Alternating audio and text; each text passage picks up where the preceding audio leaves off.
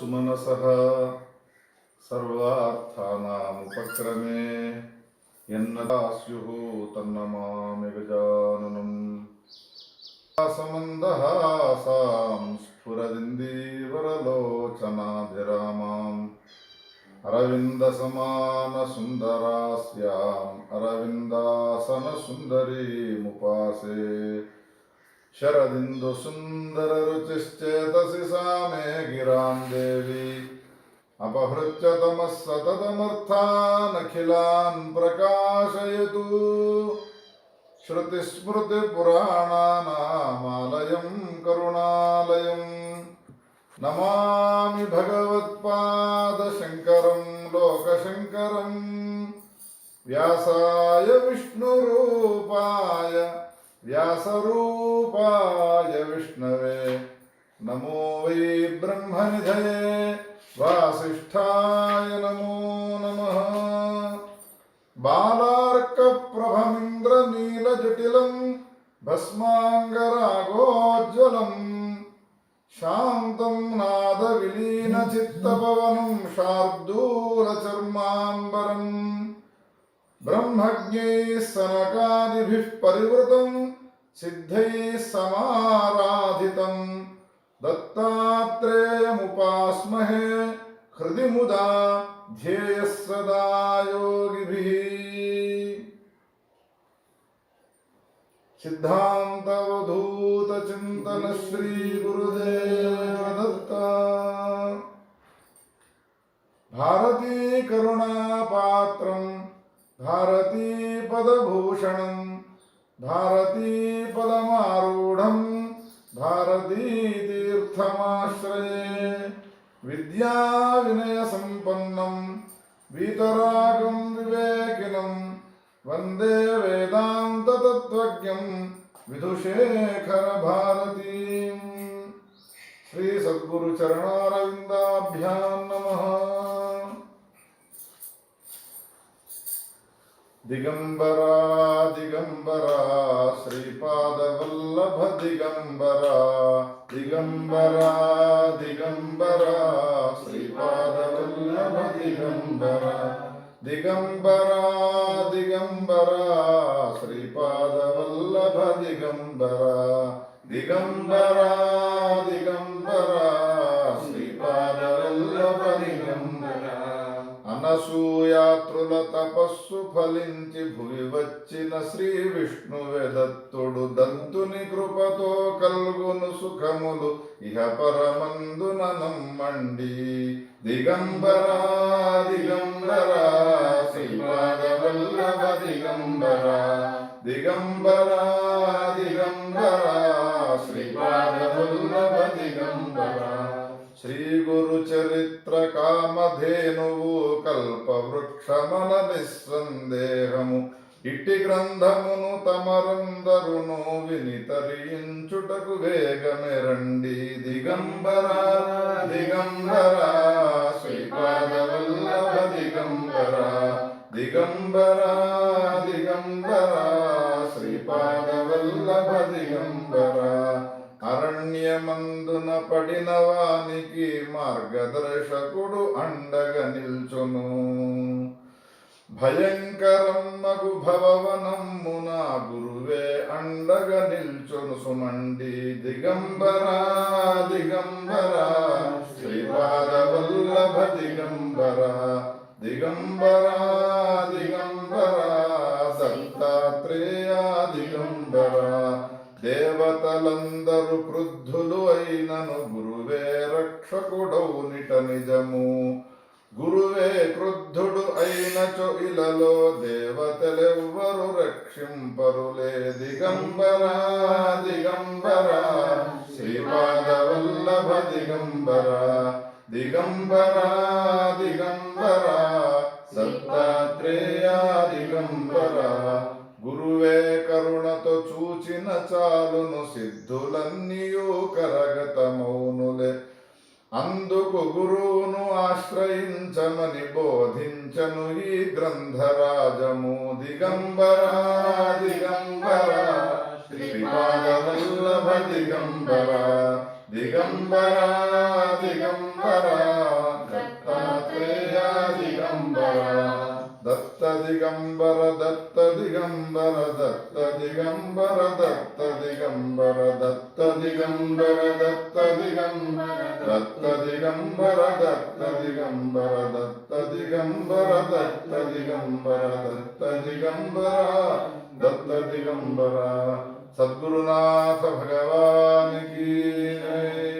जगद्गुरु शंकराचार्य भगवान की, व्यास भगवान की, दक्षिणान्नाय पीठाधीश्वर श्री भारती तीर्थ महास्वामी की, तत्कर कमल संजात विधुशेखर भारती स्वामी की जय। दत्तात्रेय भगवान की जय। सिद्धांत अवधूत चिंतन श्री गुरुदेव दत्त।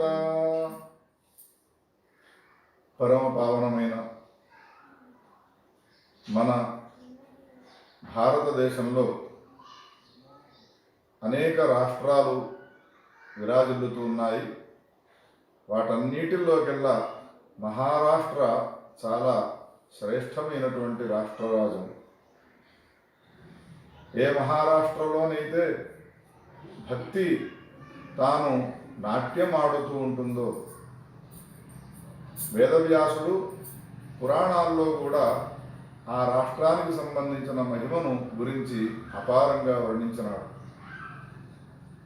పుట్టినది ఒకచోటైనా భక్తి నాట్యం ఆడేది మాత్రం మహారాష్ట్రలో అని వర్ణిస్తాడు. అటువంటి పరమ పావనమైనటువంటి మహారాష్ట్రలో ఎంతోమంది మహాత్ములు ఆవిర్భవించినారు. ధర్మ నిర్దేశకులై ఎంతోమందిని ఉద్ధరించి మోక్ష సామ్రాజ్యానికి అధిపతులు గావించినారు. అక్కడ పుట్టినటువంటి మహాత్ముల యొక్క చరిత్రలు అనంతములు, ఆనందమయములు. మానవ జన్మ ఎత్తిన తరువాత ఆ మహారాష్ట్రలో ఆవిర్భవించినటువంటి ఆ మహాత్ముల యొక్క జీవిత చరిత్రలు విని తరించవలసినవి. అటువంటి పరమ పావనమైనటువంటి ఆ మహారాష్ట్ర దేశంలో శ్రీ దత్తునికి సంబంధించినటువంటి లీలలు చదవక, ఆ లీలలను వినక, దత్తుని యొక్క నామాన్ని ఉచ్చరించక ఈనాటి వరకు కూడా ఏ ఇంటిలో ఏ ఒక్కరూ కూడా నీళ్లను కూడా తాగరు అనంటే అది అతిశయోక్తిగా.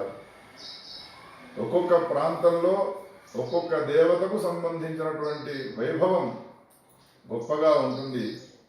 కర్ణాటక దేశంలో గణపతి యొక్క ఉపాసన, మహారాష్ట్ర దేశంలో ఈ దత్తాత్రేయుడికి సంబంధించినటువంటి ఉపాసన చాలా గొప్పగా కొనసాగుతూ ఉంటుంది. మన భారతదేశంలో అనేక గ్రంథాలు విరాజిల్లినాయి. అందులో గురుచరిత్ర అనేటువంటి పేరు గల ఏ ఈ గ్రంథము గలదో ఇది మహారాష్ట్ర దేశంలో చాలా గొప్పగా ఖ్యాతిని వహించినది. ఈ గ్రంథమును కాగితములతో కూడినటువంటి ఒక అన్ని గ్రంథాల వలె చూడకుండా సాక్షాత్తు దత్తాత్రేయ స్వామి యొక్క అపర అవతారమే ఈ గ్రంథము అని భావిస్తూ ఉంటారు నేటి వరకు కూడా మహారాష్ట్ర దేశంలో ఉన్నటువంటి వాళ్ళంతా కూడా.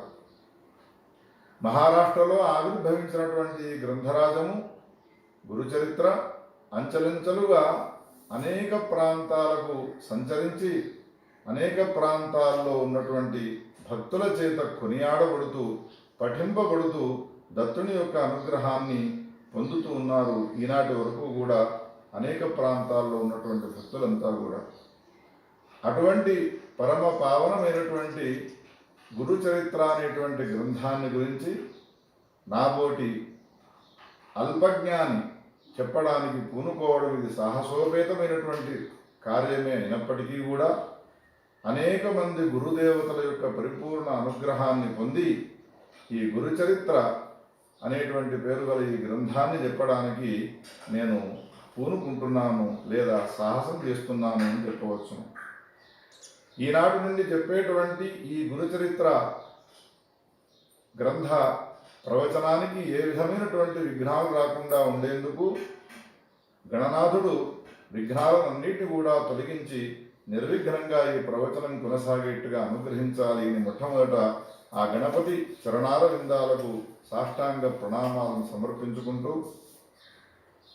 గురు చరిత్ర గురువుకు సంబంధించినటువంటి మహిమను తెలియపరిచేది కాబట్టి,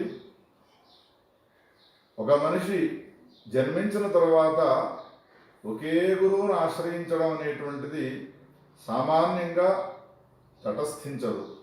అనేక మంది గురువుల యొక్క సాన్నిధ్యం వలన జీవుడు ఉద్ధరింపబడతాడు, శుద్ధుడవుతాడు. ఇందులో ఏమాత్రం సందేహం లేదు. అనేక మంది గురువులలో మొట్టమొదట అకారము నుండి మొదలుకొని క్షకారం వరకు అక్షరమాలికను నేర్పినటువంటి ఆది గురువు ఎవరు అంటే అమ్మ. అందుకని మాతృమూర్తి చరణాల విందాలకు మొట్టమొదట గురుదేవత స్వరూపాన్ని చింతిస్తూ నమస్కరించి, ఉపనయన సంస్కారము చేసి గాయత్రి మహామంత్రాన్ని ఉపదేశం చేసినటువంటి గురువు, వైదిక గురువు, జన్మనిచ్చినటువంటి తండ్రి. అటువంటి పితృచరణాల విందాలకు అనేక సాష్టాంగ ప్రణామాలను సమర్పించుకుంటూ, విద్యాబుద్ధులు నేర్పేటువంటి వ్యక్తులు ఎంతోమంది ఉంటారు. అందులో విద్య అంటే నిజమైనటువంటి విద్య ఇదే అని వేద విద్యను పొగుడుతూ ఉన్నాయి వేదశాస్త్రాలన్నీ కూడా.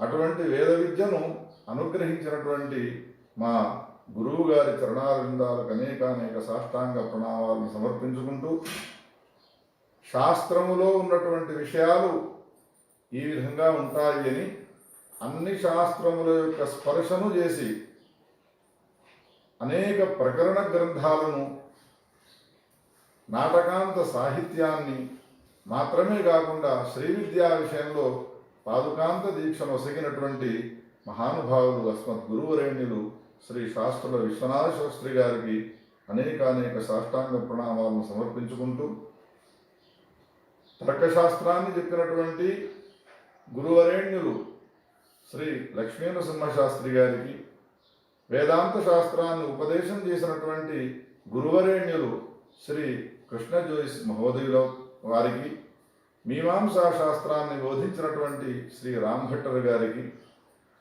ఇటువంటి మహాత్ములందరినీ కూడా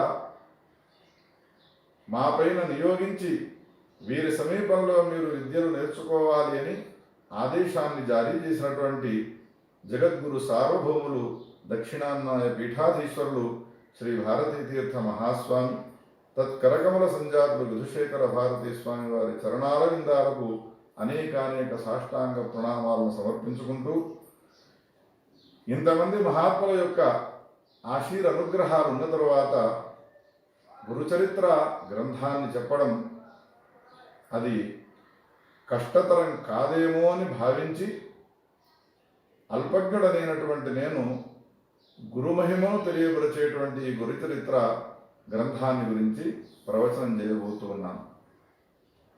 గురుచరిత్ర అనేటువంటి ఈ పేరును వినగానే ఇందులో గురువుకు సంబంధించినటువంటి చరిత్ర ఉన్నది అని అర్థం అవుతూనే ఉన్నది. దీనికి ప్రత్యేకించి అర్థం చెప్పవలసిన అవసరం లేకుండానే గురువుకు సంబంధించినటువంటి చరిత్రను తెలియపరిచేటువంటి గ్రంథము గురు చరిత్ర అని మనకు అర్థం అవుతూ ఉన్నది. గురువు అనే పదానికి అర్థం ఏమిటి? గురువుకు సంబంధించిన చరిత్ర ఈ గ్రంథంలో ఉన్నది. కానీ గురువు అంటే ఎవరు, ఏ గురువుకు సంబంధించిన చరిత్ర ఇందులో ఉన్నది అని ప్రశ్న వేస్తే, గురువు అంటే మనందరికీ కూడా త్రిమూర్తి స్వరూపుడైనటువంటి వాడే గురువు. ఆ త్రిమూర్తులు ఎవరు అని ప్రశ్న వేస్తే బ్రహ్మ విష్ణు మహేశ్వరులు. అందుకనే చిన్ననాటి నుండి కూడా మొట్టమొదట మనకు గురువుకు సంబంధించినటువంటి మంత్రాన్ని ఉపదేశం చేసే సమయంలో ఒక అద్భుతమైనటువంటి గురు మంత్రాన్ని చెప్పుతారు. ఆ మంత్రం ఏది అంటే, గురుర్బ్రహ్మ గురుర్ విష్ణు గురుర్దేవో మహేశ్వర గురు సాక్షాత్ పరం బ్రహ్మ తస్మై శ్రీ గురవే నమః. గురువు అంటే ఒక్కనికి సంబంధించినటువంటి స్వరూపము కాదది. గురుర్ బ్రహ్మ గురుర్ విష్ణు గురుర్దేవో మహేశ్వర గురు సాక్షాత్ పరబ్రహ్మ. సాక్షాత్ పరబ్రహ్మ అంటే ఈ జగత్తులకన్నిటికీ కూడా కారణస్వరూపుడైనటువంటి శుద్ధ చైతన్య స్వరూపుడైనటువంటి పరమాత్మ గలడో ఆ పరమాత్మనే గురువు. ఆ పరమాత్మ నుండి సత్వరజస్తమో గుణాలు మూడుగా విభక్తములై బ్రహ్మ విష్ణు మహేశ్వరులుగా చెప్పబడుతున్నారు. ఆ బ్రహ్మ విష్ణు మహేశ్వరులోని బ్రహ్మ గురువే, విష్ణువు గురువే, మహేశ్వరుడు గురువే. వీళ్ళందరికీ మూలస్వరూపుడైనటువంటి సచ్చిదానంద ఘనస్వరూపుడైనటువంటి శుద్ధ చైతన్య స్వరూపమైనటువంటి పరమాత్మ కలదో అతను కూడా గురువే. ఏతావత గురువుకు సంబంధించిన మంత్రాన్ని మొట్టమొదట మనకు నేర్పే ఏ అద్భుతమైనటువంటి మంత్రం ఉన్నదో ఆ మంత్రంలో గురువు యొక్క నిర్వచనం చెప్పబడ్డది. గురువు అంటే ఏదో ఒక ఉపాధిలో ఉన్నటువంటి వ్యక్తి అని భావించడానికి వీల్లేదు. ఒక శరీరంలో ఉండి అందరి వలె మనిషిగా పిలువబడేటువంటి వాడు అని భావించడానికి వీల్లేదు. మన చర్మచక్షువుల చేత చూస్తూ మనకు ఏ విధంగా శరీరము ఇంద్రియాలు అవయవాలు ఉన్నాయో శరీరము ఇంద్రియాలు అవయవాలు కలిగినటువంటి వాడు గురువు అని భావించడానికి వీల్లేదు. గురువు అంటే ఎవరు అంటే చర్మచక్షువులకు అతీతమైనటువంటి వాడు, చర్మచక్షువులకు గోచరించినటువంటి వాడు, ఇంద్రియములకు వేద్యము కానటువంటి వాడు, సచ్చిదానంద ఘనస్వరూపుడైనటువంటి పరబ్రహ్మ పరమాత్మనే గురువు అని భావించాలి. అటువంటి ఉపనిషత్ ప్రతిపాద్యుడైనటువంటి పరమాత్మకు సంబంధించినటువంటి చరిత్రను తెలియజేసే గ్రంథం కాబట్టి దీన్ని గురు చరిత్ర అనే పేరుతో పిలిచినారు. అందుకనే గురువు అనే పదానికి దత్తాత్రేయుడే గురువు. దత్తాత్రేయుని యొక్క అవతారం ఏమిటి అంటే బ్రహ్మ విష్ణు మహేశ్వరుల యొక్క సమిష్టి అవతారమే దత్తాత్రేయ అవతారము. ఆ దత్తాత్రేయునికి సంబంధించినటువంటి విలక్షణమైనటువంటి లీలలతో కూడుకున్నటువంటి గ్రంథమే ఈ గురు చరిత్ర. అటువంటి పరమపావనమైనటువంటి గ్రంథాన్ని మనము చెప్పుకోవడానికి అనుకుంటున్నాము.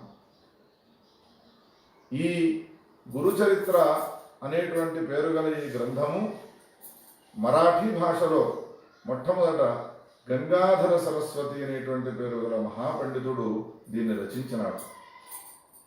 గంగాధర సరస్వతి. ఏ పేరును వింటే చాలు, ఏ పేరును నోటి నుండి మనం ఉచ్చరిస్తే చాలు మన పాపాలన్నీ కూడా పటాపించలేకపోతాయి. ఇప్పటిదాకా మనం చెప్పుకున్నటువంటి ఏ గురువు ఉన్నాడో బ్రహ్మ విష్ణు మహేశ్వర స్వరూపుడైనటువంటి సచ్చిదానంద ఘన స్వరూపుడైనటువంటి పరమాత్మ స్వరూపుడైనటువంటి ఏ పరమాత్మ గలడో ఆ పరమాత్మ ఆదేశించినాడు, నాకు సంబంధించినటువంటి ఈ చరిత్రను నీవు రచించురా. అనేక సంవత్సరాల యొక్క అనేక లక్షల కోట్ల సంవత్సరాల యొక్క పుణ్యము పండి శ్రీ గంగాధర సరస్వతి యతీశ్వరులు ఈ పరమాద్భుతమైనటువంటి దత్తాత్రేయునికి సంబంధించిన ఈ చరిత్రనంతా కూడా మరాఠీ భాషలో రాసినారు. ఒక విచిత్రం ఏమిటి అంటే సంస్కృతంలో ఉన్నటువంటి అనేక గ్రంథాలు వివిధ భాషల్లోకి అనువాదమవుతూ ఉంటాయి. కానీ గురు దత్తాత్రేయ స్వామికి సంబంధించిన వైభవాన్ని తెలియపరిచేటువంటి ఈ మరాఠీ గ్రంథం భాషలో ఉన్నటువంటి ఈ గ్రంథాన్ని సంస్కృత భాషలోకి అనువాదం చేసి భారతదేశం అంతా కూడా విస్తృతమైనటువంటి ప్రచారం చేయడం జరిగినది. మరాఠీ భాషలో ఉన్నటువంటి గ్రంథాన్ని వాసుదేవానంద యతీశ్వరులు సంస్కృతంలోకి అనువాదం చేసినారు. దానితో ఈ గ్రంథానికి గొప్పనైనటువంటి గరిమ ఏర్పడ్డది. ముందే బంగారము అందులో దానికి పరిమళము అబ్బినట్టుగా భారతదేశం అంతా కూడా వేనోళ్ళ పొగుడుతూ ఉన్నటువంటి పరమోత్కృష్టమైనటువంటి గ్రంథరాజము ఈ గురు చరిత్ర అనేటువంటి గ్రంథరాజం. అటువంటి ఈ గ్రంథానికి మూలపురుషుడైనటువంటి వ్యక్తి దత్తాత్రేయ స్వామి కాబట్టి ఆ దత్తాత్రేయ స్వామి యొక్క చరణాల విందాలకు అనేక సాష్టాంగ ప్రణామాలను సమర్పించుకుంటూ ఈ గ్రంథానికి సంబంధించినటువంటి అవతరికను ప్రారంభం చేస్తూ ఉన్నాను. ఈ గ్రంథము ఇప్పుడే మనం చెప్పుకున్నట్టుగా వాసుదేవానంద యతీశ్వరులు మరాఠీలో ఉన్నటువంటి ఈ గ్రంథాన్ని సంస్కృతంలోకి అనువాదం చేసినారు. ఆ వాసుదేవానంద స్వామివారు ఈ గ్రంథాన్ని రచించడంలో ఉద్దేశం ఏమిటో వారి మాటల ద్వారా తెలుసుకున్న తర్వాత ఈ గురుచరిత్రను రచించినటువంటి గంగాధర సరస్వతి వారి యొక్క అభిప్రాయాన్ని కూడా తెలుసుకున్న తర్వాత ఈ గ్రంథంలో ఏమున్నదో మనం గ్రంథంలోకి ప్రవేశించి గ్రంథానికి సంబంధించిన విశేషాన్నంతా కూడా మనం తెలుసుకుందాం. వాసుదేవానంద సరస్వతి వారు ఆరంభంలో ఏమంటారు అంటే,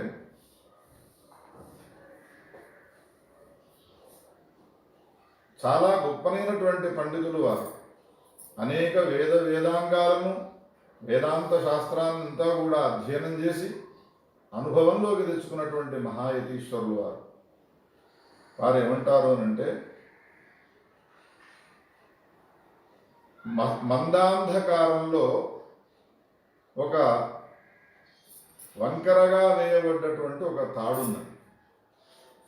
వంకర టింకరగా ఉన్నది ఆ తాడు. పూర్తిగా వెలుతురు లేదు, పూర్తిగా చీకటి లేదు. పూర్తిగా చీకటి ఉన్నది అంటే ఆ వంకర టింకరగా ఉన్నటువంటి ఆ తాడు కనిపించదు.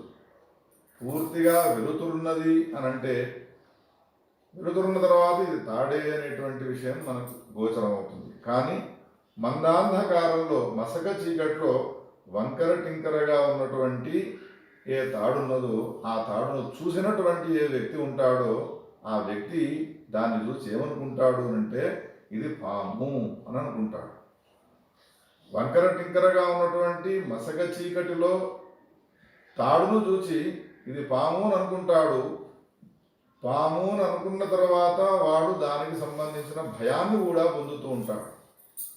ఈ పాము నా సమీపానికి వచ్చి కాటు వేస్తుంది అని భయపడతాడు. పామును చూడగా వానికి వచ్చేటువంటి ఏ చెమటలు ఉంటాయో ఆ చెమటలు వస్తాయి, వణుకు వస్తుంది, భయపడుతూ ఉంటాడు. ఇంతలో ఎవడో ఒకడు తన స్నేహితుడు సమీపానికి వచ్చి ఎందుకురా భయపడుతున్నావు అని వాడి భయాన్ని పోగొట్టడానికి ఇక్కడ పామున్నది అని చెప్పినటువంటి వాని మాటలు విని ఇది పాము కాదురా ఇది తాడు అని వెలుతురును చూపి ఆ వెలుతురులో తాడును చూపి ఇంతవరకు నీవు ఈ తాడును చూసి పాము అని భ్రమించినావు. నీవు అనుభవించినటువంటి అనుభవం గలదు అది కేవలం భ్రమాత్మకమైనటువంటిదే. కానీ నిజమైనటువంటి తత్వం ఏది అనంటే ఇది పాము కాదు ఇది తాడు అనే విషయాన్ని తెలియపరుస్తాడు. మొదట భయపడ్డటువంటి వాడు ఎవడైతే ఉన్నాడో వాడు జీవుడు. ఈ జీవుని యొక్క భయాన్ని తొలగించడానికి వచ్చిన స్నేహితుడు ఎవడైతే ఉన్నాడో వాడే గురువు. ఎంతవరకు అజ్ఞానముతో భ్రాంతితో కూడుకొని నీవు ఈ సంసారం కనబడేటువంటి ఈ సంసారం కలదో ఈ సంసారాన్నంతా కూడా చూచి మందాంధకారంలో వంకర టింకరగా ఉన్నటువంటి తాడును చూచి పాముని భయపడ్డ వాని వలె సంసారాన్ని చూచి జీవుడు భయపడుతూ ఉంటాడు. వీడికి ఉన్నటువంటి భయం ఎంతవరకు ఉంటుంది అనంటే ఇది పాము కాదు కానీ ఇది తాడు అనేటువంటి నిశ్చయ జ్ఞానం వచ్చేంత వరకు. అటువంటి నిశ్చయ జ్ఞానం ఎవడు కలిగించాలి అనంటే గురువే కలిగించాలి. అందుకని ఆ నిజమైనటువంటి వాస్తవాన్ని తెలియపరిచేటువంటి వాడు ఎవడైతే ఉన్నాడో వాడే గురువు. ఆ గురువు యొక్క అనుగ్రహం ఉంటే తప్ప ఈ సంసారం అనేటువంటి భయము మనకు తొలగిపోదు. అందుకని గురువు యొక్క ఆశ్రయాన్ని మనం అంతా కూడా పొందాలి. అందుకొరకై ఈ గురు చరిత్రను చదవాలి. గురువు యొక్క అనుగ్రహాన్ని మనం పొందాలి. ఎంతవరకు మనకు గురువు యొక్క అనుగ్రహం లభించదో అంతవరకు సంసారం అనేటువంటిది ఏదైతే గలదో ఇది మనకు భయాన్ని కలిగించేదవుతుంది. సంసారం అనేటువంటిది ఏది గలదో అది ఒక అరణ్యం వలె ఉంటుంది. సంసారం అనేటువంటిది ఏది గలదో అది ఒక భయంకరమైనటువంటి సముద్రం వలె అగాధమైనటువంటి సముద్రం వలె ఉంటుంది. సముద్రంలో పడి కొట్టు మిట్టాడుతూ ఉన్నటువంటి వానికి ఒకవేళ నౌక వచ్చినదనుకోండి, పెద్ద స్టీమరే వచ్చినదనుకోండి, వానికి భయం అవసరం లేదు. ఎంత పెద్ద సముద్రంలో అయినా పడిపోయినా నన్ను ఆదుకునేటువంటి ఒక స్టీమర్ వచ్చినది ఆదుకునేటువంటి ఒక నౌక వచ్చినది. ఈ నౌకను అధిరోహించి తీరానికి ఏ విధంగా వెళుతాడో, అగాధమైనటువంటి ఈ సంసారంలో ఉన్నటువంటి జీవుడు కూడా ఈ సంసారంలో నుండి బయటపడాలి అంటే ఒక నౌకను ఆశ్రయించాలి. ఆ నౌక ఏది అంటే గురువుకు సంబంధించినటువంటి చరణాలు విందాలి. అందుకని అటువంటి ఆ గురువును ఆశ్రయించాలి. గురువు ఏం చేస్తాడు అంటే, ఒరే నాయన, నీవు చూస్తూ ఉన్నటువంటి ఈ జగత్తు గలదో, ఈ జగత్తును మిథ్యాభూతమైనటువంటి ఈ జగత్తును నీవు సత్యము అని అనుకున్నావు. జగత్తు అనేటువంటి ఏది గలదో అది మిథ్య. ఏ దానిని నీవు దర్శించానో అది దర్శించకుండా అది కాని దాని యందు దానిని నీవు దర్శించడం వలన నీకు ఈ విధమైనటువంటి దుఃఖం ఏర్పడ్డది. పరమాత్మను పరమాత్మగా గ్రహించాలి. కానీ పరమాత్మ యందు నీవు జగత్తు యొక్క భావాన్ని పొందినావు కాబట్టి మిథ్యాభూతమైనటువంటి ఈ జగత్తు నీకు దుఃఖాన్ని కలిగించినది అనేటువంటి జ్ఞానాన్ని బోధించేటువంటి బోధకుడు ఆ పరబ్రహ్మ సచ్చిదానంద ఘన స్వరూపుని యొక్క సాక్షాత్కారం చేసినటువంటి గురువరేణ్యుడు. అందుకని గురువు యొక్క ఆశ్రయాన్ని మనం పొందాలి అని శ్రీ వాసుదేవానంద యతీశ్వరులు ఈ తన యొక్క అభిప్రాయాన్ని తెలియపరిచినారు. మరాఠీ భాషలో ఈ గురుచరిత్ర గ్రంథాన్ని రచించినటువంటి ఏ గ్రంథ రచయిత గంగాధర సరస్వతి స్వామి వారు ఉన్నారో వారికి సంబంధించినటువంటి ఉపక్రమణికను ప్రారంభం చేస్తారు. ఈ విధంగా గురువు యొక్క అనుగ్రహానికి పాత్రుడై సాకరే అనేటువంటి పేరు ప్రసిద్ధినెక్కినటువంటి సాయం దేవుడు అనేటువంటి సద్బ్రాహ్మణుడు ఉన్నాడో, ఆ సద్బ్రాహ్మణుడు మా కులంలో అంటే గంగాధర సరస్వతి వారి కులంలో చాలా పూర్వీకుడు ఆయన. ఆపస్తంభ శాఖలో పుట్టినటువంటి వాడు ఆయన. కౌండిన్య గోత్రానికి సంబంధించినటువంటి వ్యక్తి. ఆయన కుమారుడు గంగాధరుడు అనేటువంటి పేరు గలవాడు. ఆ గంగాధరుడు అనేటువంటి పేరు గలవాడు మా తండ్రి. మా తండ్రి యొక్క చరణారవిందాలను ఆశ్రయించి, మా తల్లి ఆశ్వలాయన శాఖకు సంబంధించినటువంటిది. ఆమెది కాశ్యపస గోత్రం. ఆమె పేరు చంపాదేవి. పార్వతీదేవితో సమానమైనటువంటి పాతివృత్యం కలిగినటువంటిది. ఆ ఇద్దరి దంపతులకు పుట్టినటువంటి వాడను నేను. నాకు మా తండ్రి గారు సరస్వతి అని పేరు పెట్టినారు. అందుకని మా తండ్రి గారి పేరును కలుపుకొని మహారాష్ట్ర దేశంలో ఈ సంప్రదాయం ఒకటి. తండ్రి పేరుతో కూడుకొని తన పేరును ఉచ్చరిస్తూ ఉంటారు. గంగాధరుడు మా తండ్రి గారు కాబట్టి, సరస్వతి నా పేరు కాబట్టి నన్ను గంగాధర సరస్వతి అనేటువంటి పేరుతో పిలుస్తూ ఉంటారు. అటువంటి నేను తల్లిదండ్రుల పాదాలకు నమస్కారం చేసి సద్గురువు యొక్క స్మరణ చేయడం వలన నాలో కలిగినటువంటి ఏ ప్రేరణ గలదో ఆ ప్రేరణతో కూడుకొని ఈ అద్భుతమైనటువంటి సద్గ్రంథాన్ని రచించడానికి పూనుకుంటున్నాను అని తన యొక్క అవతారికలో ఈ విధంగా చెప్పినారు. వేదాధ్యయన సంపన్నులు, సన్యాసులు, యతీశ్వరులు, యోగీశ్వరులు, తపస్విలు ఎవరైతే ఉన్నారో, సద్గురువు యందు భక్తి కలిగినటువంటి ఏ మహాత్ములు ఉన్నారో ఆ మహాత్ములందరికీ కూడా సవినయంగా నమస్కారం చేసినారు శ్రీ గంగాధర సరస్వతి గారు.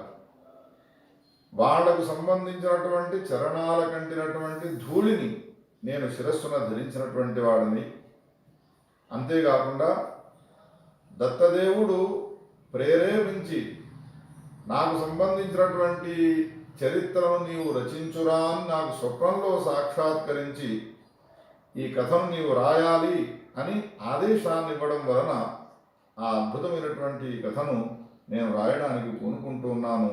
ఇదంతా కూడా దత్తదేవుడే నా హృదయంలో ప్రవేశించి ఈ కథను రాయిస్తూ ఉన్నాడు అని శ్రీ గంగాధర సరస్వతి స్వామి వారు చెప్పుతూ ఉన్నారు. నీ వంశంలో ఉన్నటువంటి వాళ్ళంతా కూడా ఉద్ధరింపబడతారయ్యా ఈ నా కథను రచించడం వలన. అంతేకాకుండా శ్రీ నృసింహ సరస్వతి స్వామి వారు కామధేను వంటి వారు. అటువంటి వారి స్మరణ చేయడం కూడా మనకున్నటువంటి పాపాలన్నీ కూడా పరిహారం అయ్యేటువంటి అవుతాయి. ఇందులో ఏమాత్రం సందేహించే అవసరం లేదు. త్రిమూర్తి అవతార స్వరూపుడైనటువంటి దత్తాత్రేయ స్వామికి సంబంధించినటువంటి చరిత్ర ఏది గలదో అది అపారమైనటువంటిది.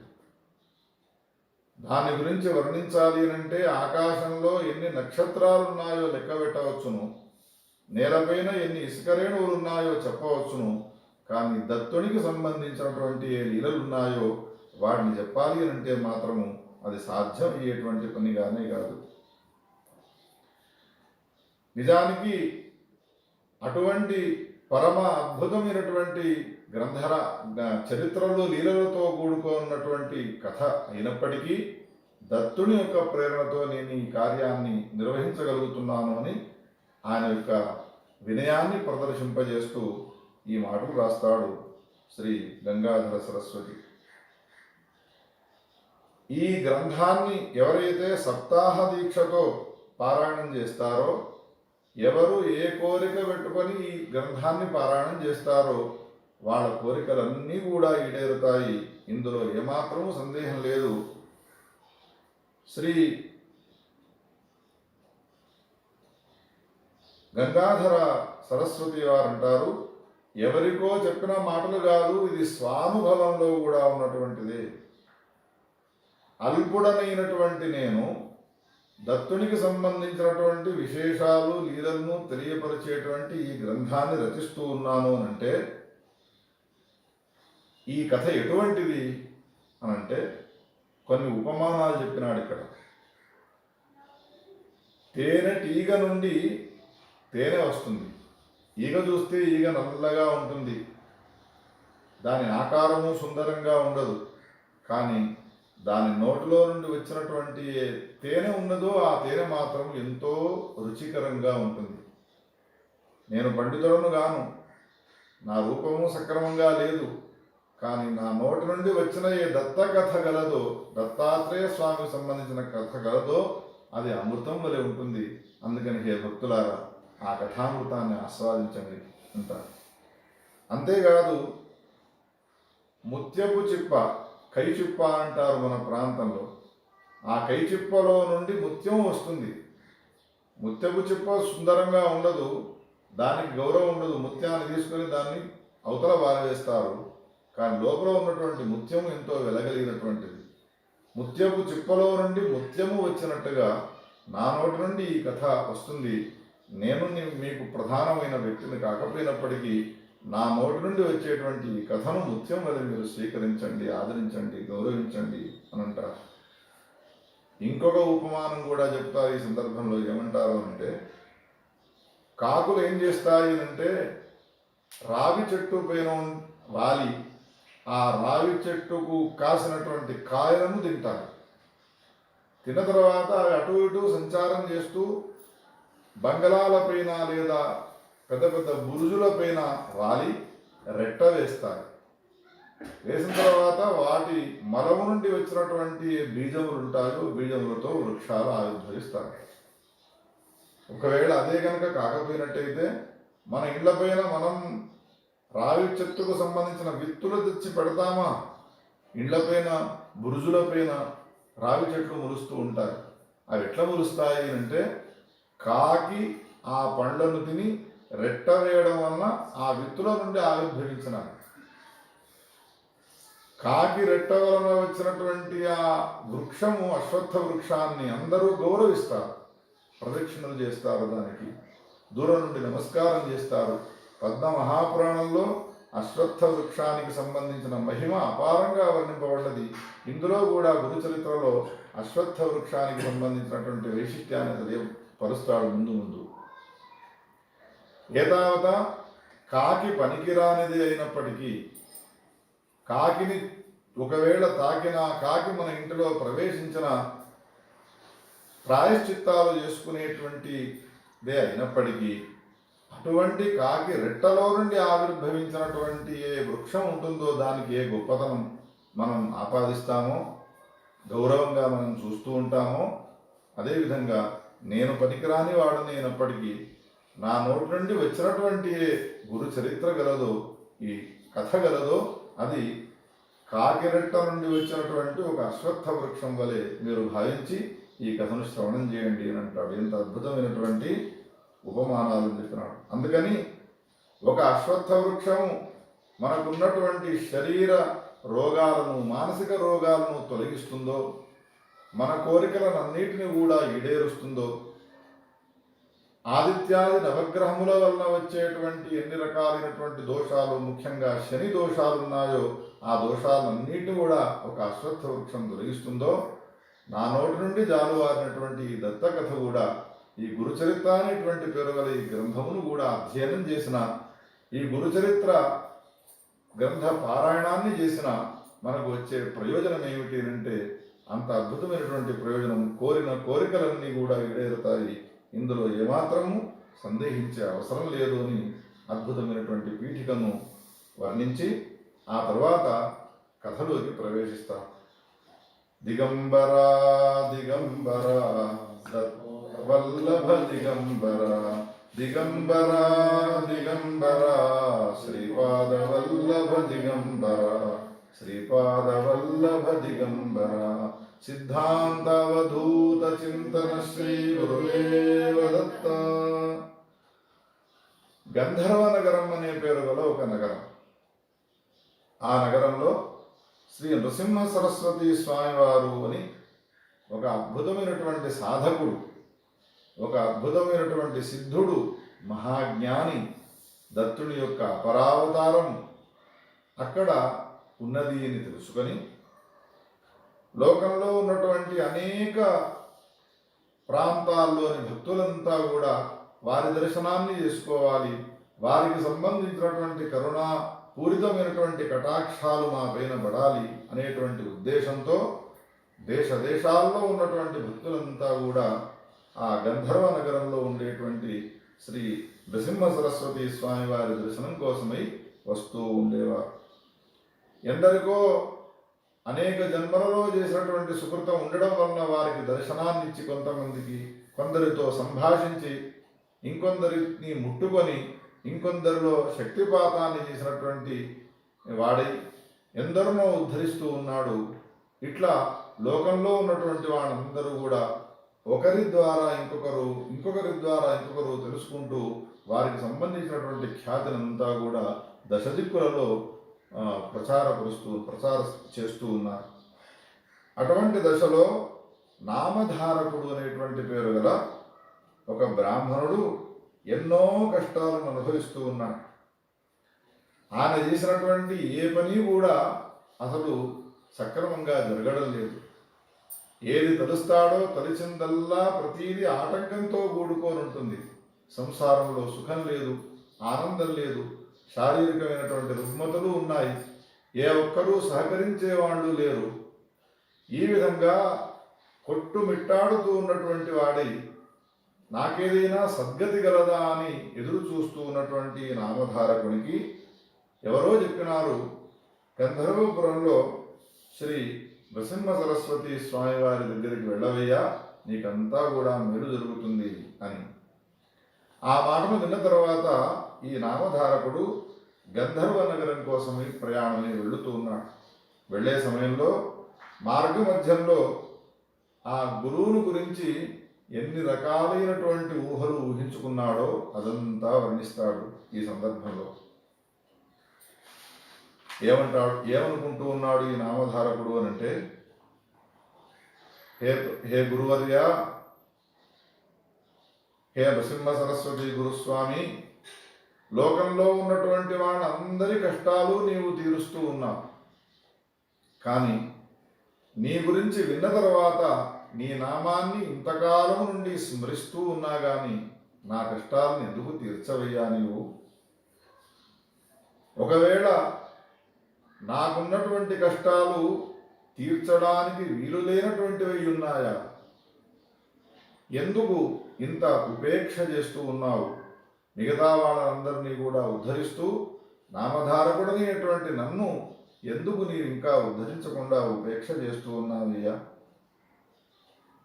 నామధారకుడైనటువంటి నేను అనేక సందర్భాల్లో మహాత్ముల ద్వారా విన్నాను ఏమిటి అని అంటే, గురువే కనుక ఒకవేళ అనుగ్రహించినాడు అని అంటే వానికి అన్నీ సిద్ధిస్తాయి అని.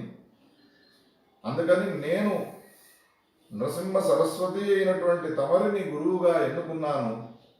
త్రిమూర్తి స్వరూపులైనటువంటి మీ కరుణా కటాక్షాలు ఎందుకు నాపైన ఇంకా కురవడం లేదు అని అనేక రకాలుగా బాధపడుతూ ఉన్నటువంటి వాడి ప్రయాణం చేస్తూ ఉన్నాడు.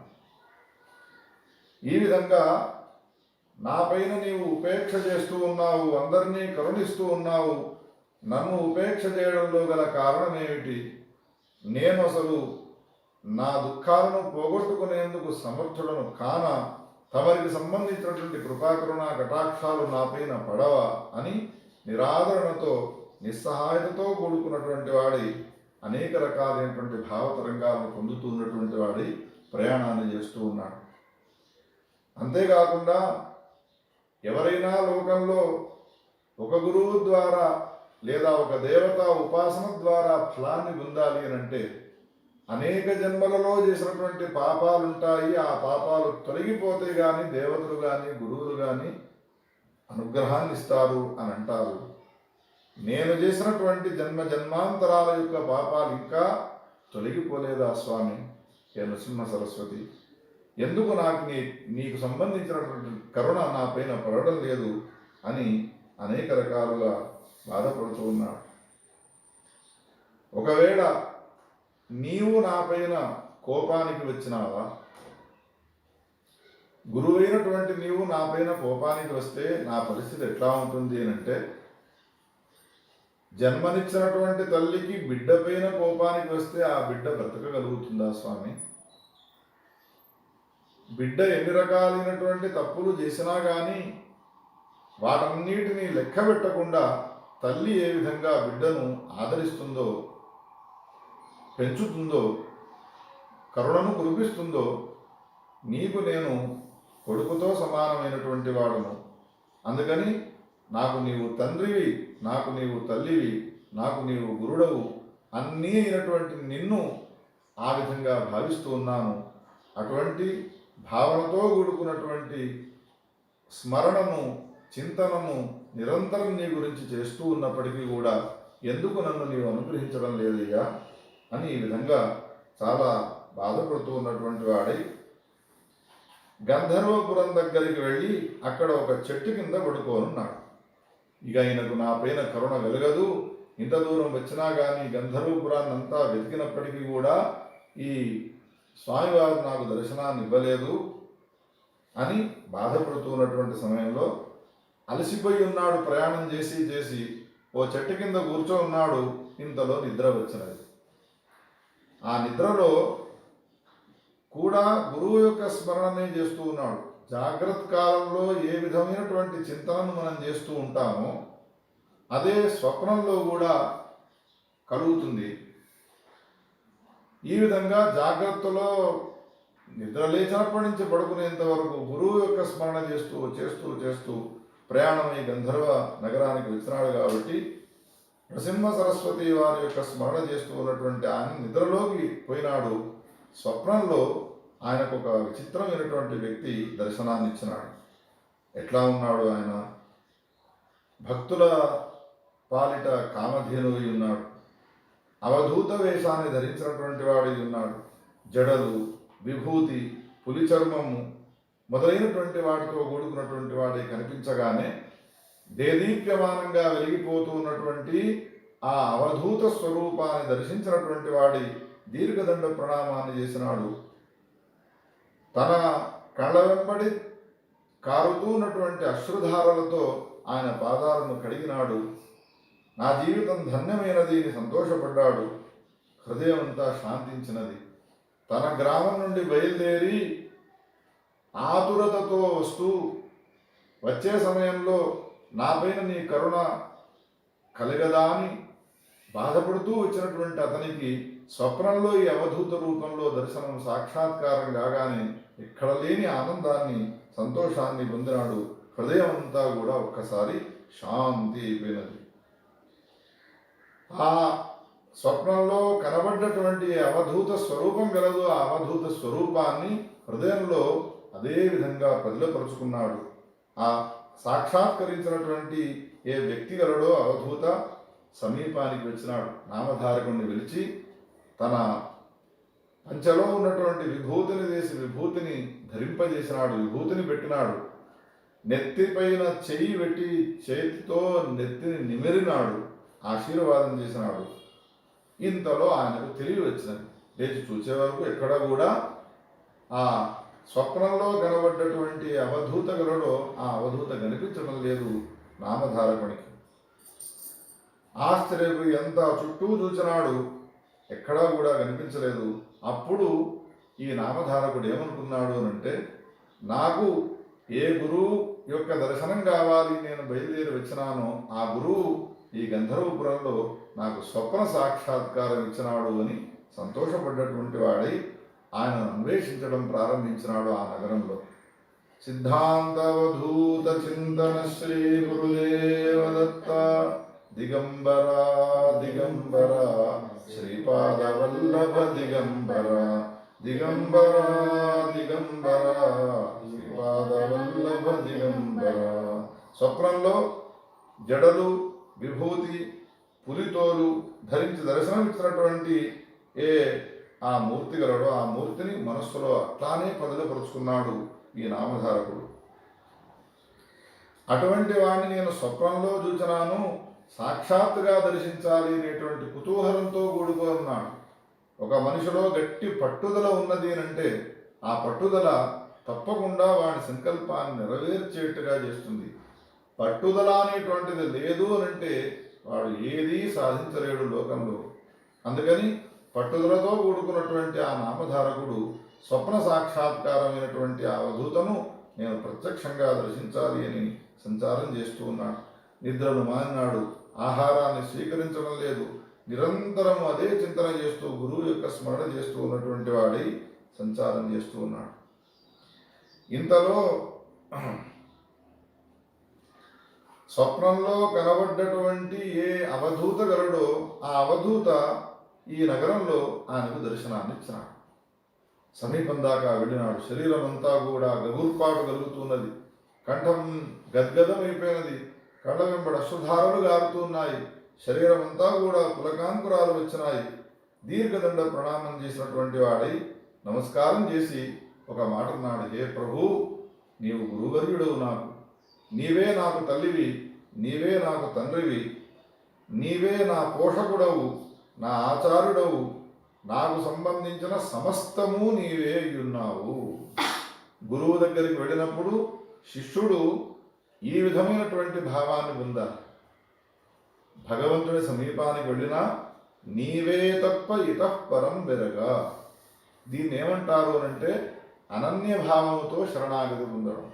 అనన్యాశ్చింతయంతో మాం ఏ జనా పర్యుపాసతే తేషాం నిత్యాభియుక్తానాం యోగక్షేమం వహామ్యహం అని కృష్ణ పరమాత్మ చెప్పినట్టుగా ఈ గురువు సమీపానికి వెళ్ళి నామధారకుడు నీవు తప్ప ఇంకా నాకు వేరే గతి లేదు అని అనన్యమైనటువంటి శరణాగతిని పొందినాడు. స్వామి, నేను ఫలానా గ్రామం నుండి వచ్చినటువంటి వాడను, నన్ను నామధారకుడు అని అంటారు. తమరు ఎవరు, తమరి గ్రామం ఏమిటి, ఎక్కడి నుండి వచ్చినారు, ఏమిటి అనేటువంటి అనేక ప్రశ్నలను వేసినాడు. అప్పుడు ఆ యోగి, జడలు ధరించినటువంటి ఆ యోగి, ఏ స్వప్నంలో కనబడ్డాడో నామధారకునికి ఆ యోగి ఇప్పుడు ఏమంటాడు అంటే, నాయన, ఎవరి భక్తులు తప్పక భుక్తిని ముక్తిని పొంది తీరుతారో, ఎవరిని యోగులు కూడా ధ్యానిస్తూ ఉంటారో అటువంటి త్రిమూర్తి అవతారమైనటువంటి నృసింహ సరస్వతి స్వామి వారి శిష్యుణ్ణి నేను అన్నాడు. ఏ నృసింహ సరస్వతి ఈ నగరంలో, గంధర్వ నగరంలో ఆయన అనేక భక్తులను ఉద్ధరిస్తాడు అని నీవు విన్నావో, ఆ నృసింహ సరస్వతి స్వామి వారి శిష్యుణ్ణి, ఆయననే లోకంలో అందరికంటే గొప్పనైనటువంటి సద్గురు, ఆయన ఆశ్రయించినటువంటి వాళ్ళకందరికీ కూడా సకల సంపదలు సౌఖ్యాలు మొదలైనటువంటివి కలుగుతూ ఉంటాయి. అటువంటి నరసింహ సరస్వతి స్వామి వారి యొక్క శిష్యుడను నన్ను ఏమంటారు అంటే సిద్ధుడు అనేటువంటి పేరుతో పిలుస్తారు. లోకానుగ్రహం కోసము భూలోక సురలోకాలలో తీర్థయాత్రలు చేస్తూ ఉంటాను నేను లోకాలను అనుగ్రహించేందుకోసమే మహాత్ములైనటువంటి వ్యక్తులు ఎవరైతే ఉంటారో వాళ్ళు ఈ విధంగా సంచారం చేస్తూ ఉంటారు. అటువంటి వారిలో నేను ఆ నరసింహ సరస్వతి స్వామి వారి యొక్క శిష్యుడను, నన్ను సిద్ధుడనేటువంటి పేరుతో పిలుస్తారు అనే మాటను చెప్పగానే విని నామధారకుడు, స్వామి నరసింహ సరస్వతి స్వామి వారి యొక్క మహిమను గురించి ఎందరో చెప్పగా నేను విన్నానయ్యా. మా వంశీయులంతా కూడా ఆయన భక్తులే ఉన్నారు. అందుకు నాకు ఆయన యందు భక్తి విపరీతంగా ఉన్నది. నామధారకుడు అంటూ ఉన్నాడు సిద్ధునితో. ఎప్పుడూ కూడా నేను ఆయనను స్మరణ చేస్తూనే ఉంటాను. కానీ నేను ఎన్ని కష్టాల్లో ఉన్నా, నేనెంత ఆయనను ప్రార్థించినా కానీ ఆయన నన్ను ఎందుకు అనుగ్రహించడం లేదు? నీవు నరసింహ సరస్వతి స్వామి వారి శిష్యుడను అని అంటూ ఉన్నావు కదా, నీ పేరు సిద్ధుడు అని అంటూ ఉన్నావు కదా. నేనిప్పుడు మా వంశంలో ఉన్న వాళ్ళంతా కూడా ఆయన అనుగ్రహాన్ని పొందినటువంటి వ్యక్తులే ఉన్నారు. అందుకని నేను నిరంతరం ఆయన యొక్క చింతన చేస్తూ ఉంటాను. కష్టాల్లో ఉన్నప్పుడు స్మరించినప్పుడు వాళ్ళ కష్టాలను తీర్చేవాడు ఉంటుండగా, నేను స్మరిస్తూ ఉన్నప్పటికీ కూడా నామధారకుడమైనటువంటి నా కష్టాలను ఎందుకు ఆయన తీర్చడం లేదు? నా పైన ఎందుకు ఆయన కోపానికి వచ్చినాడు అనేటువంటి ప్రశ్నలు వేసినాడు. అప్పుడు ఆ సిద్ధయోగి వాత్సల్యంతో ఏమంటూ ఉన్నాడు అంటే, హే బ్రాహ్మణ నామధారక, నేను చెప్పేది చాలా శ్రద్ధగా వినవయ్యా. భక్తవత్సరుడైనటువంటి ఏ సద్గురువు గలడో, ఆయనకు సంబంధించినటువంటి కృప ఉంటుందో, ఆ కృప అన్ని జీవులపైన ఉంటుంది. అన్ని జీవులపైన సదా సర్వకాలాలు ఎప్పుడూ వర్షిస్తూనే ఉంటుంది సద్గురువు అయినటువంటి వాడి యొక్క కృప. ఇందులో ఏమాత్రము సందేహించే అవసరమే లేదు. ఆయన కృపకు పాత్రులైనటువంటి వాళ్ళే కాకుండా వాళ్ళ వంశంలో ఉన్నటువంటి వాళ్ళకెవ్వరికీ కూడా దుఃఖాలు అనేటువంటివి రావుగాక రావు. నీవేమంటున్నావు నామధారకుడవు? మా వంశంలో ఉన్న వాళ్ళందరూ కూడా నరసింహ సరస్వతి స్వామి వారి యొక్క భక్తులే అయి ఉన్నారు అని అంటూ ఉన్నావు. కానీ నేను మాత్రం దుఃఖాన్ని అనుభవిస్తూ ఉన్నాను అంటున్నావు. కానీ శాస్త్రాలు ఏం చెప్తున్నాయో తెలుసునా? అనుభవం కూడా ఏం చెప్తున్నాయో తెలుసునా? నామధారక, ఎవరు కానీ సద్గురువుని ఆశ్రయించినారు అని అన్న తర్వాత ఆ వంశంలో ఉన్న వాళ్ళందరూ కూడా ఆ సద్గురువు యొక్క కరుణా కటాక్షాలకు పాత్రులవుతారు. ఇందులో ఏమాత్రం సందేహించే అవసరం లేదు. ధైర్యం అనేటువంటిది వాళ్ళకు ఉండదు కాక ఉండదు. కాకపోతే నీకు ఎందుకు దుఃఖాలు వస్తున్నాయి అని ప్రశ్న వేసినావు. మా వంశస్థులంతా కూడా ఆయన యొక్క స్మరణ చేసి ఉద్ధరింపబడ్డారు. నేను మాత్రం కష్టాల్లో ఉన్నాను, ఆయనను స్మరిస్తూ ఉన్నా కానీ ఆయన రక్షించడం లేదు, కరుణించడం లేదు, అనుగ్రహించడం లేదు అని అంటున్నావు కదా. దానికి కారణం ఏమిటో నేను చెప్తాను వినవయ్యా అని సిద్ధుడు నామధారునికి ఆ కారణం చెప్తున్నాడు. ఏమిటి ఆ కారణము అంటే, నీవు మా గురువు గారైనటువంటి నరసింహ సరస్వతి గారి విషయంలో సందేహించినావు కాబట్టి, గురువు యందు గాని, గురువు ఉపదేశం చేసినటువంటి మంత్రము యందు గాని, వేదము యందు గాని ఒకవేళ సందేహం కలిగినది అని అంటే ఆ సందేహం నీకు ఫలాన్ని ఇవ్వదుగాక ఇవ్వదు. గురువు యందు గాని, గురువు ఉపదేశం చేసినటువంటి మంత్రం యందు గాని. గురుభక్తి ఇంకా నీకు దృఢం కాలేదు. సిద్ధుడు చెప్తూ ఉన్నాడు నామధారకునితో. ఎందుకు నాకు గురువు అనుగ్రహించలేదు, కరుణించలేదు అని నీవు అడుగుతున్నావు కదా. అందుకని నేను నీకు చెప్తున్నాను, నేను గురువు యందు అటువంటి భక్తి ఉండాలి, దృఢమైనటువంటి భక్తి ఉండాలి. ఎవ్వరు వచ్చి ఆ భక్తిని కదిలించినా కానీ ఏమాత్రము కదలకుండా ఉండాలి. ఎంత పెద్ద దంఝావాతం వచ్చినా కానీ నేలపైన పడకుండా ఒక పెద్ద వృక్షరాజు ఉంటుందో ఆ విధంగా మన హృదయంలో గురువుకు సంబంధించినటువంటి భక్తిని అంత గొప్పగా ఉంచుకోవాలి. అటువంటి దృఢమైనటువంటి భక్తి నీకు లేకపోవడమేనయ్యా. అందులో భగవద్గీతలో కృష్ణ పరమాత్మ ఏం చెప్పినాడు అని అంటే, సంశయాత్మా వినశ్యతి అని అంటాడు. ఎవరైతే లోకంలో సంశయం గలవాడై ఉంటాడో వాడికి వినాశనమే ఉంటుంది. అందుకని మా గురువు దగ్గరికి నేను వెళుతాను, గురువు నన్ను అనుగ్రహిస్తాడో లేదో, గురువు నాతో మాట్లాడతాడో లేదో, ఒకవేళ గురువు మాట్లాడినా నేను ఉద్ధరింపబడతానో లేదో అనేటువంటి సందేహాలు, సంశయాలే కనుక ఉన్నాయి అంటే ఏమాత్రము నీకు ఉద్ధారం అనేటువంటిది ఉంటుంది ఇయ్యా. అందుకని సంశయాత్మకుడైనటువంటి వాడు ఎవడు కూడా వద్దనుకోడు. నీవు సంశయాలతో కూడుకో ఉన్నావు కాబట్టి నీకు మా గురువు యొక్క అనుగ్రహం నీకు లభించలేదు.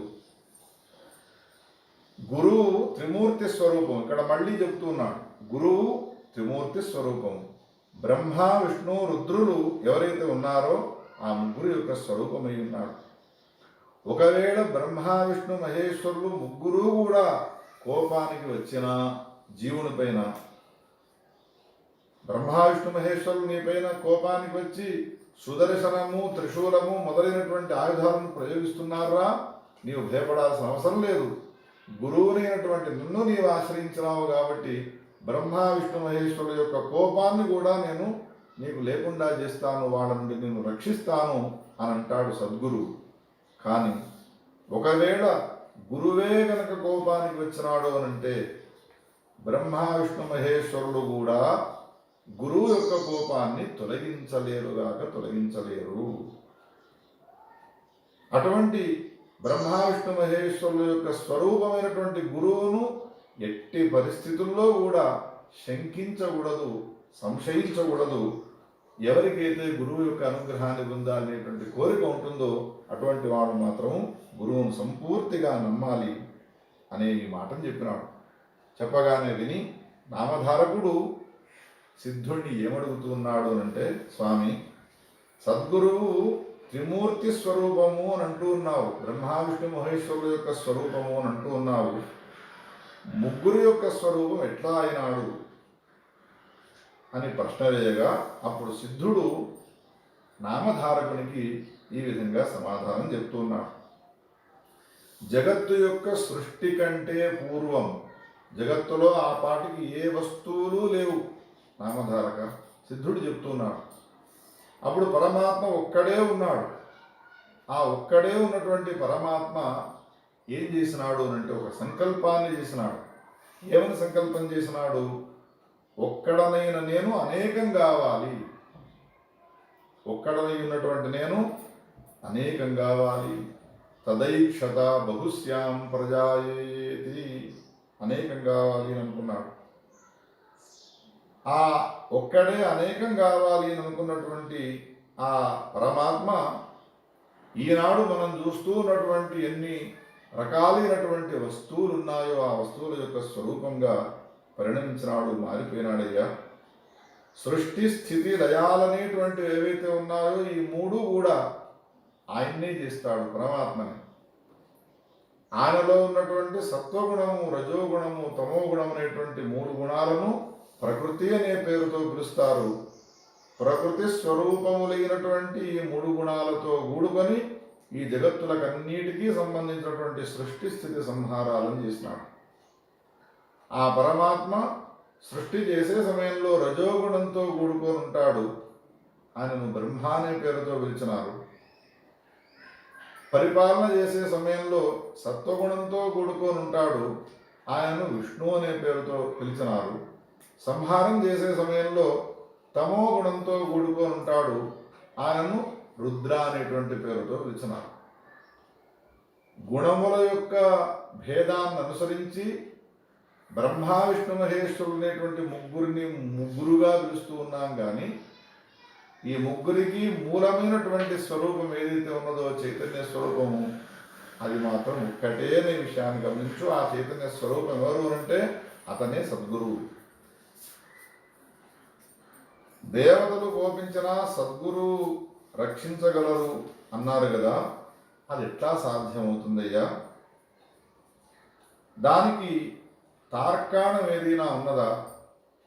దేవతలు కోపానికి వచ్చినా కానీ సద్గురు రక్షించగలడు అనే దానికి నా మనస్సుకు అర్థమయ్యే రీతిగా ఈ విషయాన్ని నాకు బోధించవయ్యా అని నామధారకుడు అడిగితే అప్పుడు సిద్ధుడు చెప్పడం ప్రారంభించినాడు.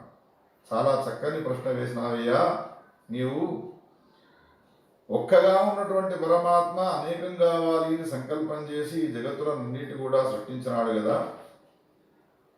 ఆ మొట్టమొదట ఆయన ఏం చేసినాడు అనంటే ఈ జగత్తులో భోగ్యజాతాన్నంతా కూడా సృష్టించినాడు. భోగ్యజాతము అంటే అనుభవించేటువంటి పదార్థాలు. దీనికి పౌరాణికమైనటువంటి ఆధారం కూడా ఉన్నది అని, పౌరాణిక ఆధారంతో కూడుకున్నటువంటి సృష్టి సంబంధించినటువంటి విషయాన్ని గురించి తెలియజేసినాడు. గురుచరిత్ర అనేటువంటి ఈ గ్రంథం గలదో, ఈ గ్రంథము చూడడానికి అల్పకాయం అంటే స్వల్పమైనటువంటి శరీరం గలదే అయినప్పటికీ వేద శాస్త్ర పురాణ ఇతిహాసాలలో ఉన్నటువంటి అనేక విషయాలు ఇందులో తెలియజేయబడ్డాయి. 18 పురాణాలు, మహాభారత ఇతిహాసము, వేదము, శాస్త్రాలు ఇవన్నీ చదవాలి, వాటన్నిటిలో ఉన్న రహస్యాలు తెలుసుకోవాలి అని అంటే మనకున్న 100 సంవత్సరాల ఆయుష్యము సరిపోదు. అందుకని గంగాధర సరస్వతి మహాత్ముడు ఈ విషయాన్ని దృష్టిలో ఉంచుకొని కలియుగంలో ఉన్న మనందరినీ కూడా ఉద్ధరించే నిమిత్తమై పరమాద్భుతమైనటువంటి గురుచరిత్ర గ్రంథాన్ని రచించి ఇందులో అన్ని విషయాలు తెలియజేస్తారు. పురాణాలన్నీ ఏం చెబుతూ ఉన్నాయి అంటే, నారాయణమూర్తి పడుకోనుంటే ఆయన నాభిలో నుండి కమలం ఆవిర్భవించినది. ఆ కమలంలో బ్రహ్మదేవుడున్నాడు. నారాయణమూర్తి యొక్క ఆదేశాన్ని పొందినటువంటి బ్రహ్మదేవుడు, నీవు జగత్తు యొక్క సృష్టిని చేయి, నా సంకల్పాన్ని కొనసాగించు అని అన్నాడు. నారాయణమూర్తి యొక్క సంకల్పమైనటువంటి జగత్ సంబంధమైనటువంటి సృష్టిని చేయడానికి బ్రహ్మదేవుడు సమర్థుడు కాని సమయంలో నారాయణుని ఆశ్రయించగా తపస్సు చేయి అనేటువంటి మాటలు వినవచ్చిన శరీరవాణి ద్వారా అనేక సంవత్సరాలు తపస్సు చేసినాడు బ్రహ్మదేవుడు. 10,000 సంవత్సరాలు తపస్సు చేసిన తర్వాత వృక్షాలు పుట్టినాయి. 10,000 సంవత్సరాలు తపస్సు చేసిన తర్వాత పక్షులు పుట్టినాయి. 10,000 సంవత్సరాలు తపస్సు చేసిన తర్వాత పాములు పుట్టినాయి. ఈ విధంగా జగత్తులో ఏ ఏ వస్తువులు ఈనాడు మనం చూస్తూ ఉన్నామో ఇవన్నీ కూడా నారాయణమూర్తి యొక్క ఆదేశాన్ని పొందిన బ్రహ్మదేవుడు తపస్సు చేస్తూ అనేక వేల లక్షల సంవత్సరాలు ఈ భోగ్యజాతాన్నంతా కూడా సృష్టించినాడు. ఈ విధంగా దేవతలను, పశువులను, పక్షులను, యక్షులను, గంధర్వులను, కిన్నరులను, కింపురుషులను, సిద్ధులను, సాధ్యులను, ఒకటేమిటి 86 లక్షల జీవరాశులను ఆ సృష్టి చేసినాడు పరమాత్మ ఆదేశాన్ని పొందినటువంటి బ్రహ్మదేవుడు. ఈ సృష్టింపబడ్డటువంటి చరాచరంలో ఉన్నటువంటి జీవులంతా కూడా జీవనాన్ని కొనసాగించడానికి ఒక కాలాన్ని కూడా సృష్టించినాడు. కాలంలో ముఖ్యంగా మనం చెప్పుకోవాల్సినటువంటి అంశం ఏమిటి? ఈ గురుచరిత్రలో చెప్పినటువంటి మాటలు 4 యుగాలకు సంబంధించినటువంటి సృష్టిని కూడా చేసినాడు. అందులో మొదటి సృష్టి కృతయుగము, తర్వాత త్రేతాయుగము, ఆ తర్వాత ద్వాపర యుగము, ఆ తర్వాత కలియుగము. మొట్టమొదట ఆయన ఏం చేశాడు? సత్యమే ఆకారముగా కలిగి యజ్ఞోపవీతము ఆభరణాలను ధరించున్నటువంటి కృతయుగాన్ని సృష్టించి 17,28,000 సంవత్సరాలు నీవు పరిపాలన చేసిరా అని పంపించినాడు కృతయుగాన్ని. దాని యొక్క ఆకారం ఇది. అప్పుడు 17,28,000 సంవత్సరాలు ఆదేశాన్ని పొందినటువంటి కృతయుగము జ్ఞాన వైరాగ్యాలు మొదలైనటువంటి వాటితో కూడుకొని ప్రజలందరినీ కూడా హాయిగా సుఖ సంతోషాలతో ప్రవర్తింపజేసి అది సమాప్తమైపోయింది. ఆ తర్వాత దృఢమైనటువంటి శరీరం కలిగి చేతిలో యజ్ఞ సామగ్రిని ధరించి ఉన్నటువంటి త్రేతాయుగాన్ని పిలిచి బ్రహ్మదేవుడు అన్నాడు, నీవు భూమికి వెళ్ళి కృతయుగం ఇదివరకు పరిపాలించినట్టుగానే త్రేతాయుగం అయినటువంటి నీవు పరిపాలన చేయి. 12 లక్షల సంవత్సరాల 96,000 సంవత్సరాలు నీకు ఆయుష్యాన్ని ఇస్తున్నాను, ధర్మాన్ని ప్రవర్తింపజేయమని ఆదేశం చేసినాడు బ్రహ్మదేవుడు. త్రేతాయుగం కూడా భూమండలానికి వచ్చినది. అందుకని ఆ యుగంలో ఉన్నటువంటి వాళ్ళంతా కూడా ధర్మశాస్త్రాన్ని తెలుసుకొని యజ్ఞయాగాలను అనుష్ఠించినటువంటి వాళ్ళంతా కూడా ఉన్నారు. ఆ యుగం కూడా సమాప్తమైంది. 12,96,000 సంవత్సరాలు త్రేతాయుగం గడిచిపోయినది. అదైపోయిన తర్వాత 3వ యుగాన్ని సృష్టించినాడు, ద్వాపర యుగాన్ని. ఆ ద్వాపర యుగం ఎట్లా ఉన్నది? ఖడ్గము, మంచము కోడు, ధనుర్బాణాలను ధరించినటువంటి ద్వాపర యుగాన్ని సృష్టించి నీవు భూమిపైకి వెళ్ళి 8,64,000 సంవత్సరాలు నీవు ప్రవర్తించు అని పంపించినాడు. అందుకని ఆ వచ్చినటువంటి ద్వాపర యుగం కూడా శాంతి, ఉగ్రత్వము, దయ, కాఠిన్యము, మంచపుకోడు ఇవన్నీ కూడా ఉన్నాయి. కాబట్టి ఇదివరకు ఉన్నటువంటి యుగాల కంటే విలక్షణమైనటువంటి స్వభావాలు మనుషులలో ఉన్నాయి. పరస్పర విరుద్ధములైనటువంటి గుణాలతో కూడుకున్నటువంటి మానవులు ఆ యుగంలో జీవించినారు. ఆ తరువాత చూస్తూ ఉండగా ఆ 8,64,000 సంవత్సరాల కాలము సమాప్తమైపోయినది ద్వాపర యుగం. ఆ తర్వాత 4వ యుగమైనటువంటి కలియుగాన్ని పిలిచి కలియుగాన్ని పంపుతూ ఉన్నాడు. ఈ కలియుగాన్ని పిలవగానే వీడి శరీరం వీడిట్లా ఉన్నాడు, వీడి యొక్క ఆకారం ఎట్లా ఉన్నది అనంటే మలినమైనటువంటి దేహం గలవాడు. కలి అనే పదానికి అర్థం ఏమిటి అని అంటే, ఏ నామధారక, సిద్ధుడు చెప్తున్నాడు నామధారకునికి కొట్లాట అని అర్థం. వాడు ఎట్లా ఉన్నాడు కలిపురుషుడు అంటే క్రూరమే స్వభావం గలవాడై ఉన్నాడు, వైరాగ్యం ఏమాత్రము లేనటువంటి వాడై ఉన్నాడు, పవిత్రత అని అంటేనే గిట్టనటువంటి వాడు, ఎప్పుడూ అశుద్ధంగా ఉండాలి అని కోరుకునేవాడు, ఎడమ చేత మర్మావయవాన్ని ధరించి కుడి చేత నాలుకను పట్టుకున్నటువంటి వాడి దిగంబరంగా వచ్చినాడు, గంతులు వేసుకుంటూ వచ్చినాడు. పిశాచ రూపం కలిగినటువంటి అతన్ని చూసి బ్రహ్మదేవుడు నవ్వినాడు. వికృతమైనటువంటి ఆ చేష్టకు అర్థమేమిటిదిరా, ఇట్లా వస్తున్నావు నీవు అని అడిగినాడు. మర్మావయవాన్ని ఎడమ చేతితో పట్టుకున్నావు, కుడి చేత నాలుక పట్టుకున్నావు, ఇదేమిటి అని అంటే, అప్పుడు ఆ కలిపురుషుడు ఏమన్నాడు అంటే, నేను నీ ఆదేశాన్ని పొంది భూలోకానికి వెళుతాను, ఈ రెండుటిని నేను చేతుల్లో ధరించినాను కాబట్టి జిహ్వా చాపల్యంతో అనేక మందిని నష్టపరుస్తాను, కలిపురుషుడు అనే మాట. అదేవిధంగా ఈ ఎడమ చేయితో ఈ పనికిరానటువంటి అంగాన్ని పట్టుకున్నాను కాబట్టి దానితో కూడా అనేక రకాలైనటువంటి నష్టాలను మానవులకు కలిగిస్తాను, ఉత్తమ గతిని పొందకుండా చూస్తాను అని ప్రతిజ్ఞ చేసి బ్రహ్మ దగ్గర సెలవు తీసుకొని బయలుదేరి వెళ్ళబోతూ ఉన్నాడు. అప్పుడు బ్రహ్మదేవుడు పిలిచి, నీకు ఆయుష్యం ఎంతనో విని వెళ్ళురా అన్నాడు. కలియుగానికి ఎంత ఆయుష్యం ఇచ్చినాడు? 4,32,000 సంవత్సరాలు. కృతత్రేత ద్వాపర కలియుగాల్లో అన్నిటికంటే కలియుగానికి ఆయుష్యం చాలా తక్కువైనటువంటిది. 4,32,000 సంవత్సరాలు నీవు ధర్మాన్ని ప్రవర్తింపజేయి అని ఆదేశాన్ని చేసినాడు.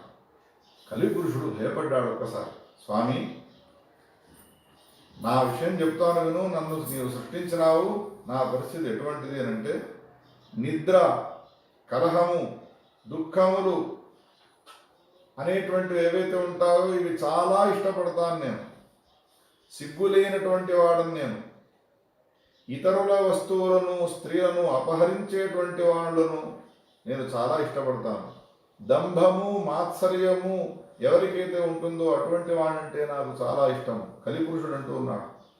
కొంగజ పని చేసేటువంటి వాళ్ళు, దొంగ సన్యాసులు, నమ్మినటువంటి వాళ్లకు ద్రోహం చేసేటువంటి వాళ్ళు, ధర్మాచరణకు అవసరమైన పదార్థాలను నాశనం చేసేటువంటి వాళ్ళు ఎవరైతే ఉంటారో వీళ్ళందరూ నాకు చాలా ఇష్టమైనటువంటి వాళ్ళు. ఎవరంటున్నారు ఈ మాట? కలిపురుషుడు అంటున్నాడు. స్త్రీ, పుత్ర, ధన వ్యామోహాలలో చిక్కుకోనున్నటువంటి వాళ్ళు, వేదశాస్త్రాలను నిందించేటువంటి వాళ్ళంటే నాకు చాలా ఇష్టం.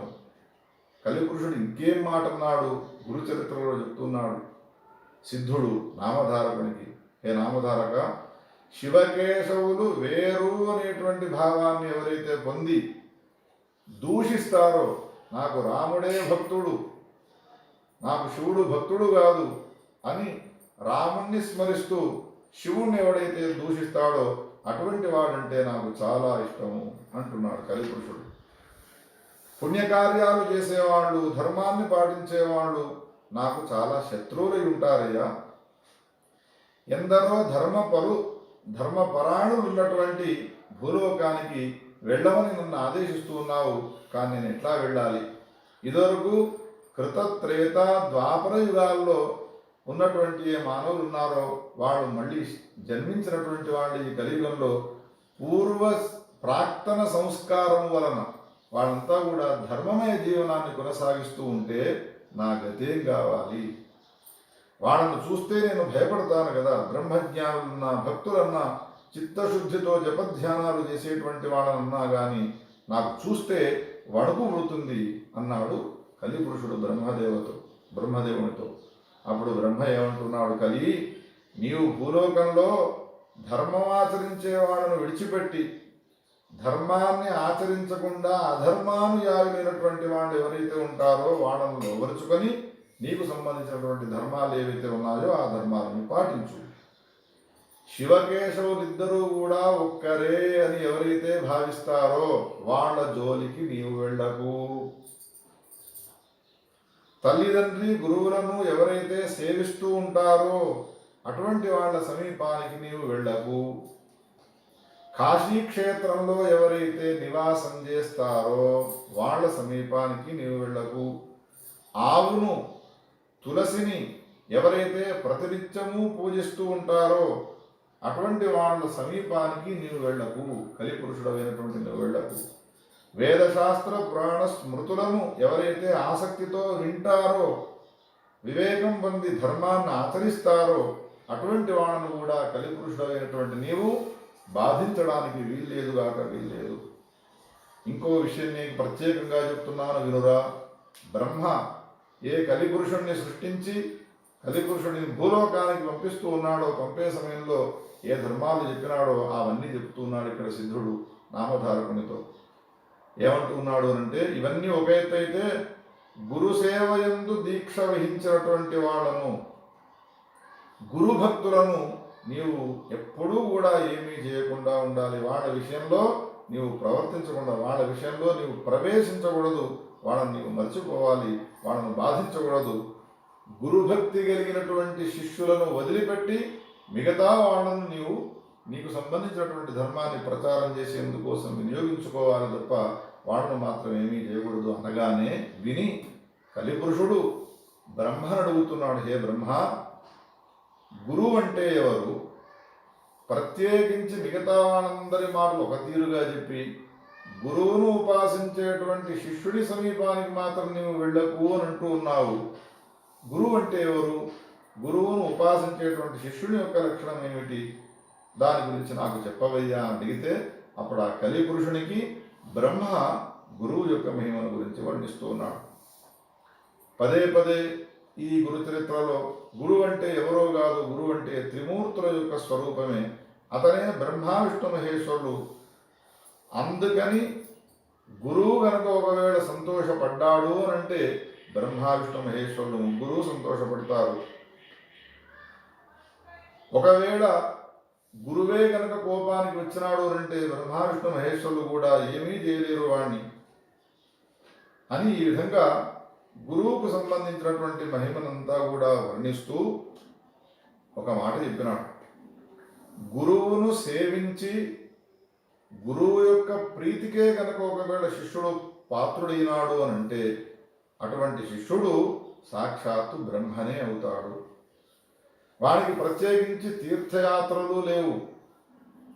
ఎవరైతే గురువును ఉపాసిస్తారో అటువంటి వానికి ప్రత్యేకించి తీర్థయాత్రలు లేవు, వానికి వ్రతాలు లేవు, తపస్సు అనేటువంటిది కూడా లేదు. ఇవన్నీ కూడా ఒకవేళ పొందాలి అని ఎవడైనా అనుకుంటే వాడు చేయాల్సిన పని ఏమిటి అంటే గురు శుశ్రూష చేస్తే చాలు.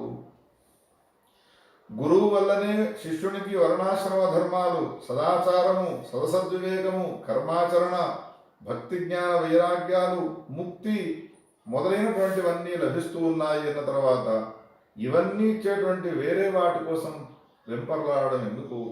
ఏమీ అవసరం లేదు. అన్నిటిని ఇచ్చేటువంటి వాడు గురువే అని భావించి గురువును ఆశ్రయించాలి. గురువు అన్నిటిని అనుగ్రహిస్తాడు. ఈ విషయంలో నేను నీకు ఒక అద్భుతమైనటువంటి కథను వినిపిస్తాను, వినవయ్యా అని బ్రహ్మ కలిపురుషునికి కథను చెబుతూ ఉన్నాడు అని సిద్ధుడు నామధారకునికి ఈ కథను వినిపిస్తూ ఉన్నాడు. సిద్ధాంతవధూత చింతన శ్రీ గురుదేవదత్త దిగంబరా దిగంబరా శ్రీపాదవల్లభ దిగంబరా దిగంబరా దిగంబరా శ్రీపాదవల్లభ దిగంబరా. పూర్వకాలంలో గోదావరి తీరంలో వేదధర్ముడు అనేటువంటి పేరు గల ఒక బ్రాహ్మణోత్తముడు ఉండేవాడు. అనేక వేద శాస్త్రాలను అధ్యయనం చేసినటువంటి వాడు ఒక ఆశ్రమాన్ని నిర్మించుకొని ఆశ్రమంలో అనేక మంది విద్యార్థులకు చక్కగా వేదశాస్త్రాలన్నింటినీ కూడా బోధన చేస్తూ ఉన్నాడు. కొన్ని వందల వేల మంది శిష్యులు ఆయన దగ్గర విద్యను అభ్యసించి వెళ్ళినటువంటి వాడు ఉన్నారు. తన సమీపంలో ఉన్నటువంటి విద్యలనన్నిటినీ వీళ్ళు పొందుతూ ఉన్నారు, శుశ్రూష చేస్తూ ఉన్నారు. కానీ నిజమైనటువంటి సేవ ఇన్ని వందల మంది శిష్యులలో ఎవడు చేస్తూ ఉన్నాడో గమనించాలి, గ్రహించాలి, గుర్తించాలి అని భావించి ఒకనాడు శిష్యులందరినీ కూడా ఒక్కచోటికి పిలిచి శిష్యులతో అంటున్నాడు. ఏమంటూ ఉన్నాడు అంటే, ఒరే నాయన, సుమారు నా జీవితంలో సగము 3 వాళ్ళ భాగాన్ని నేను వేదాలు, శాస్త్రాలు, పురాణ ఇతిహాసాలు చెప్పి మీకు పాఠాలు చెప్పడంతో నేను సమాప్తి చేసుకున్నాను. ఇక మిగతా ఏ శేషభాగం ఉన్నదో ఈ శేషభాగము ఇదివరకు నేను జన్మజన్మాంతరాల్లో చేసినటువంటి పాపాల వలన దుఃఖాలను అనుభవించవలసినటువంటి యొక్క అవసరము ఇప్పుడు ఆసన్నమై ఉన్నది అనగానే శిష్యులంతా అడుగుతున్నారు ఆ వేదధర్ముని, ఎటువంటి దుఃఖాన్ని అనుభవించబోతున్నారు గురువు గారు అన్నాడు. అంటే ఆయన ఏమన్నాడు అంటే, తట్టుకోవడానికి వీలు లేనటువంటి దుఃఖాన్ని అనుభవించబోతున్నాను. ఎందుకు అనంటే, వచ్చిన ఈ మానవ జన్మలోనే నేను మోక్షాన్ని పొందాలి అని అనుకుంటున్నాను. మోక్షం అనేటువంటిది జ్ఞానము ద్వారా లభిస్తుంది. ఈ జ్ఞానమునకు ప్రతిబంధకాలు ఏవి అనంటే, అజ్ఞానము ప్రతిబంధకం, అధర్మము ప్రతిబంధకం ఏ విధంగానో ధర్మము కూడా ప్రతిబంధకం. అందుకని ధర్మానికి సంబంధించినటువంటి కర్మలన్నిటి కూడా ఆచరించి వాటి వల్ల వచ్చేటువంటి ఫలాలు నేను అపేక్షించడం లేదు. అధర్మం వలన నేను చేసినటువంటి ఏ పాపాలు ఉన్నాయో ఆ పాపాల వలన మళ్ళీ ఎన్నో రకాలైనటువంటి జన్మలు రాబోతాయి. అవన్నీ రాకుండా చేసుకోవడానికి ఈ జన్మలోనే రాబోయేటువంటి అనేక జన్మలలోని దుఃఖాలన్నిటి కూడా అనుభవించాలనేటువంటి సంకల్పాన్ని చేసినాను. ఆ దుఃఖం ఎటువంటిది అని అడిగినారు శిష్యులు. అప్పుడు ఏమంటున్నాడు అంటే, నేను ఈ ఆశ్రమం నుండి కాశీనగరానికి వెళుతాను. కాశీనగరంలో నాకున్నటువంటి ఆ కర్మశేషాన్ని నేను సమాప్తి చేసుకుంటాను. ఆ కర్మశేషాన్ని సమాప్తి చేసుకోవడానికి నేను అనుభవించేటువంటి దుఃఖం ఎటువంటిది అని అంటే, కుంటివాడినైపోతాను, గుడ్డివాడినైపోతాను. అంతేకాకుండా నా శరీరం అంతా కూడా కుష్ఠరోగం వస్తుంది. 1 కాదు 2 కాదు 21 సంవత్సరాలు నేను ఈ భయంకరమైనటువంటి దుఃఖాన్ని అనుభవిస్తాను. అందుకని ఇంతమంది నా దగ్గర మీరు వేదశాస్త్రాలు నేర్చుకున్న వాళ్ళు ఉన్నారు కదా, శేష జీవితాన్ని కాశీక్షేత్రంలో గడపబోతున్నటువంటి నాకు ఎవరైనా సహాయం చేసేవాడు ఉంటే రండి అని అన్నాడు. వందలాది మంది శిష్యులు గురువు దగ్గర వేదాలు చదువుకున్నారు, శాస్త్రాలు చదువుకున్నారు. గురువుకు కష్టం వచ్చినది అన్న సమయంలో ఆయనకు సేవ చేస్తే సేవలో ఏమైనా లోపం వస్తే మళ్ళా మనల్ని శపిస్తాడో, మనపైకి కోపానికి వస్తాడో ఏమో. దేవతలకు కోపం వస్తే గురువు రక్షిస్తాడు, గురువుకు కోపం వస్తే మళ్ళీ ఇంకెవరు రక్షించేవాళ్ళు ఉండరు అని భావించి శిష్యులందరూ కూడా మేము మీతో రాము అంటే మీతో రాము అన్నారు. కానీ అందరి శిష్యులలో ఒక్కడున్నాడు, వాడి పేరు దీపకుడు. ఆ దీపకుడు మాత్రం ఏమన్నాడు గురువుగారితో, వేదధర్మునితో అంటే, గురువుగారు, నన్ను మీరు ఒక మూఢుడిగా ఉన్నటువంటి వ్యక్తిని, ఒక రాయిని శిల్పి ఏ విధంగా ఒక సుందరమైనటువంటి విగ్రహంగా తయారు చేస్తాడో అట్లా వేదశాస్త్రాలను నాకు నేర్పి నన్ను చక్కగా మీరు ఉద్ధరించినారు. 21 సంవత్సరాలు మీరు శేష జీవితంలో దుఃఖాన్ని అనుభవించబోతూ ఉన్నాను అన్నారు కదా. అయితే ఇప్పుడు నేను తమని కోరుకునేది ఏమిటి అంటే, ఏ కుష్ఠరోగం వచ్చి కుంటివాడు గుడ్డివాడు అయిపోయి దుఃఖాన్ని అనుభవించాలి కాశీక్షేత్రంలో అని మీరు అనుకుంటూ ఉన్నారో, ఆ దుఃఖం అంతా కూడా నాకే వచ్చేట్టుగా చేయండి అని కృతజ్ఞతగా ఆ శిష్యుడు దీపకుడు గురువు గారిని ప్రార్థన చేసినాడు. ఎంత గొప్పనైనటువంటి గురుభక్తి చూడండి. అప్పుడు గురువుగారు వేదధర్ముడు ఏమంటున్నాడు శిష్యునితో అంటే, ఒరే నాయన, నాకు సంబంధించినటువంటి దుఃఖాన్ని నీవు అనుభవించినావనుకో, నా కర్మశేషం అట్లానే ఉండిపోతుంది. దాన్ని అనుభవించడానికి మళ్ళీ ఇతర జన్మలు నేను ఎత్తవలసి వస్తుంది. సమస్యగానే మిగిలిపోతుంది.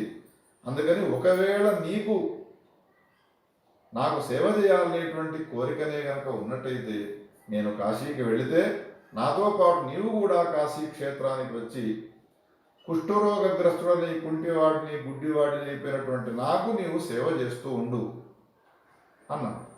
అనగానే గురువుగారంటే ప్రేమ కలిగినటువంటి ఈ దీపకుడు చాలా సంతోషపడి, మొదటి అవకాశాన్నైతే నాకు గురువుగారు ఇవ్వలేదు, ఈ రెండవ అవకాశాన్నైతే నాకు ఇచ్చినాడు కదా అని సంతోషపడి, మిగతా ఏ శిష్యులకు దొరకనటువంటి ఆ అవకాశాన్ని సద్వినియోగం చేసుకునేందుకోసమై గురువుగారితో ప్రయాణమై వెళ్ళినాడు కాశీ క్షేత్రానికి.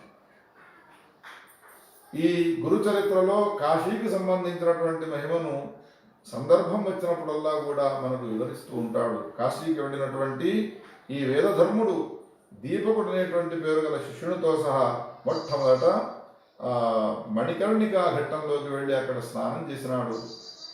విశ్వనాథుడికి నమస్కారం చేసినాడు. ఆ తర్వాత కంబళాశ్వతరము అనేటువంటి పేరు గల ఒక ప్రదేశం ఉన్నది. ఆ ప్రదేశానికి వెళ్ళినాడు. దీపకుడు ఒక దివ్యమైనటువంటి ఆశ్రమాన్ని, కుటీరాన్ని నిర్మించినాడు. ఆ కుటీరంలో ప్రవేశించగానే గురువు గారు కుష్ఠరోగగ్రస్తుడైపోయినాడు, కుంటివాడైపోయినాడు, గుడ్డివాడైపోయినాడు. ఈ భయంకరమైనటువంటి రోగగ్రస్తుడైపోయి ఎప్పుడైతే మారిపోయినాడో ఒక మంచం పైన గురువు గారిని పడుకోబెట్టి దీపకుడు సేవ చేయడం ప్రారంభించినాడు.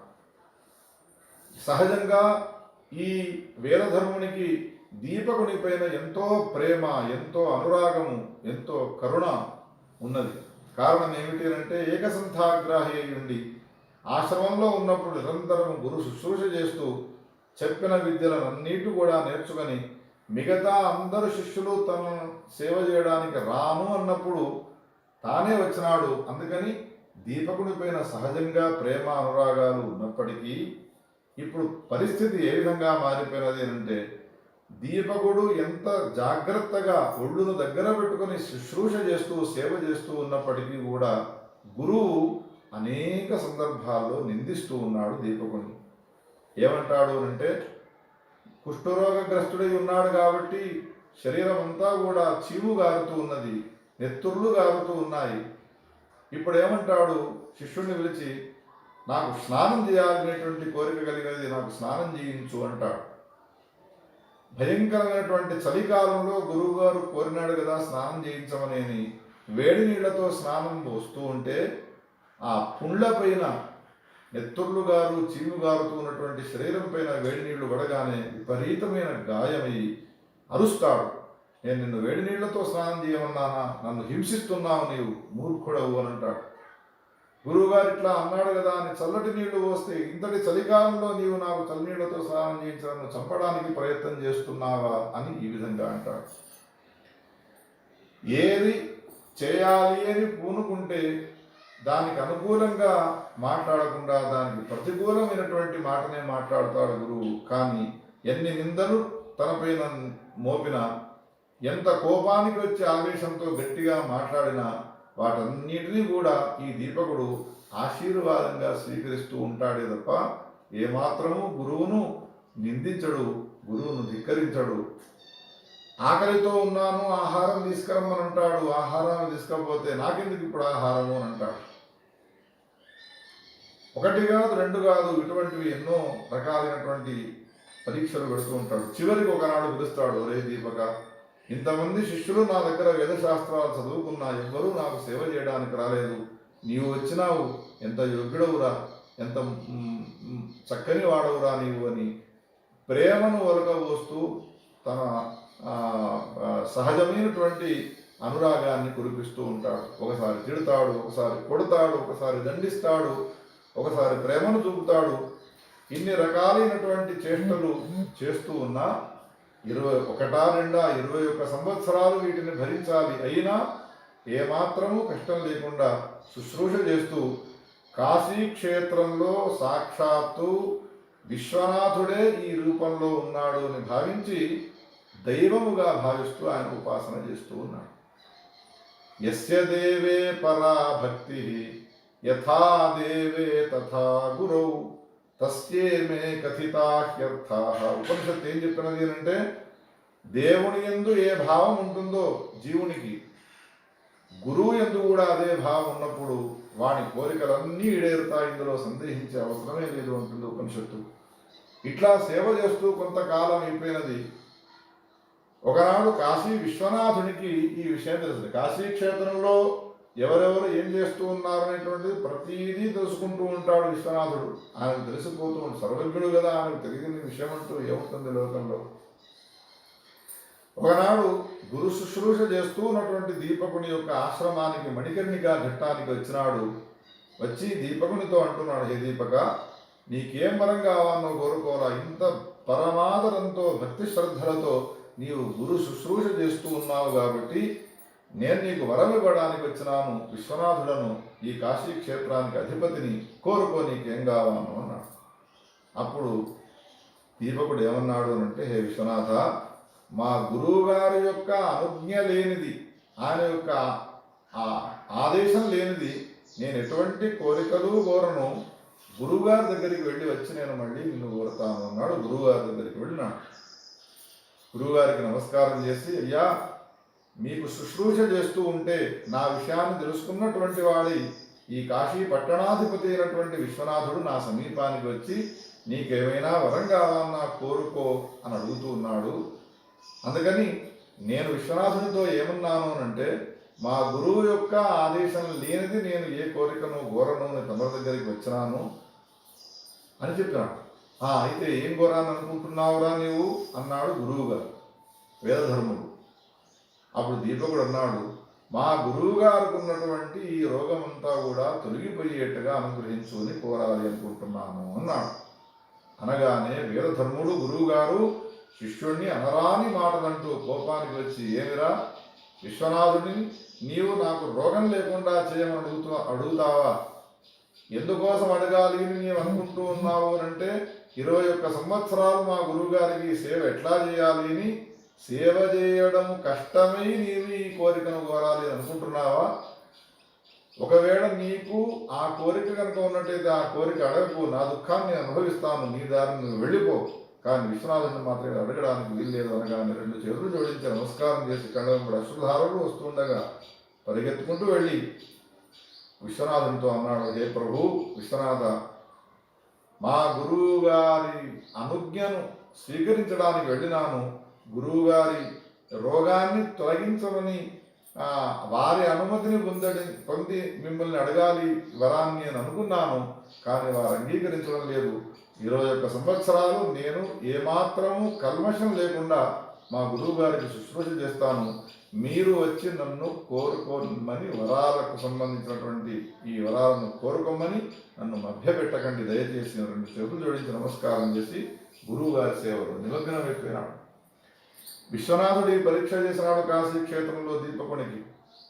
దీపకుడు సేవ చేస్తూ ఉన్నాడు. ఈ విశ్వనాథుడు కాశీ క్షేత్రంలో ఎంతో మందికి ఎన్నో రకాలైనటువంటి అనుష్ఠానాలు చేసినటువంటి మహాత్ములకు వరాలను ఇచ్చినాడు. కానీ దీపకుని సమీపానికి వచ్చి నీకు వరం ఇస్తాను కోరుకోరానంటే వరాన్ని ఇవ్వకుండా తిరిగి వచ్చినాడు. ఇది ఆయనకు ఆశ్చర్యం కలిగిస్తున్నది విశ్వనాథునికి. మణికర్ణికా ఘట్టం నుండి తిరిగి ఆయన ఎక్కడైతే దివ్యమైనటువంటి మోక్షాన్ని ఉపదేశం చేసేటువంటి అద్భుతమైనటువంటి మంటపం ఉంటుందో ఆ మంటప సమీపానికి వచ్చినాడు. అక్కడ అనేక మంది దేవతలు కూర్చొని ఉన్నారు. మోక్ష మంటపము అంటారు, దాన్ని ముక్తి మంటపం అనే పేరుతో కూడా పిలుస్తారు. అక్కడ దేవతలంతా కూడా ఉన్నారు. విశ్వనాథునితో అనేక రకాలైనటువంటి ముక్తికి సంబంధించిన విషయాలు తెలుసుకుంటూ ఉంటారు. ఉపనిషత్తుల యొక్క విషయాలు తెలుసుకుంటూ ఉంటారు.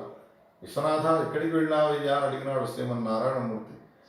అప్పుడు నారాయణమూర్తితో విశ్వనాథుడు అన్నాడు, ఈ మణికర్ణికా ఘట్టంలో దీపకుడు అనేటువంటి పేరు గలవాడు తన గురువుకు సేవ చేస్తూ ఉన్నాడు. అద్భుతమైనటువంటి సేవ, ఇదివరకు ఎవ్వరూ కూడా చేయలేదు. అటువంటి వానికి వరం ఇద్దామని వెళ్ళినాను, కానీ నా వరాన్ని వాడు స్వీకరించలేదు. కాశీక్షేత్రంలో ఎంతోమందికి వరాలు ఇచ్చినటువంటి ఈ చెయ్యితో వానికి వరం ఇవ్వకుండా తిరిగి రావడం నాకే అవమానాన్ని కలిగిస్తున్నదయ్యా నారాయణ అన్నాడు. అనగానే విన్నటువంటి నారాయణమూర్తికి కూడా దీపకుణ్ణి చూడాలనేటువంటి కోరిక కలిగి విశ్వనాథుడితో ఇక్కడ సంభాషణాలు ముగించుకున్న తర్వాత సరాసరి మణికర్ణిక ఘట్టానికి వెళ్ళినాడు.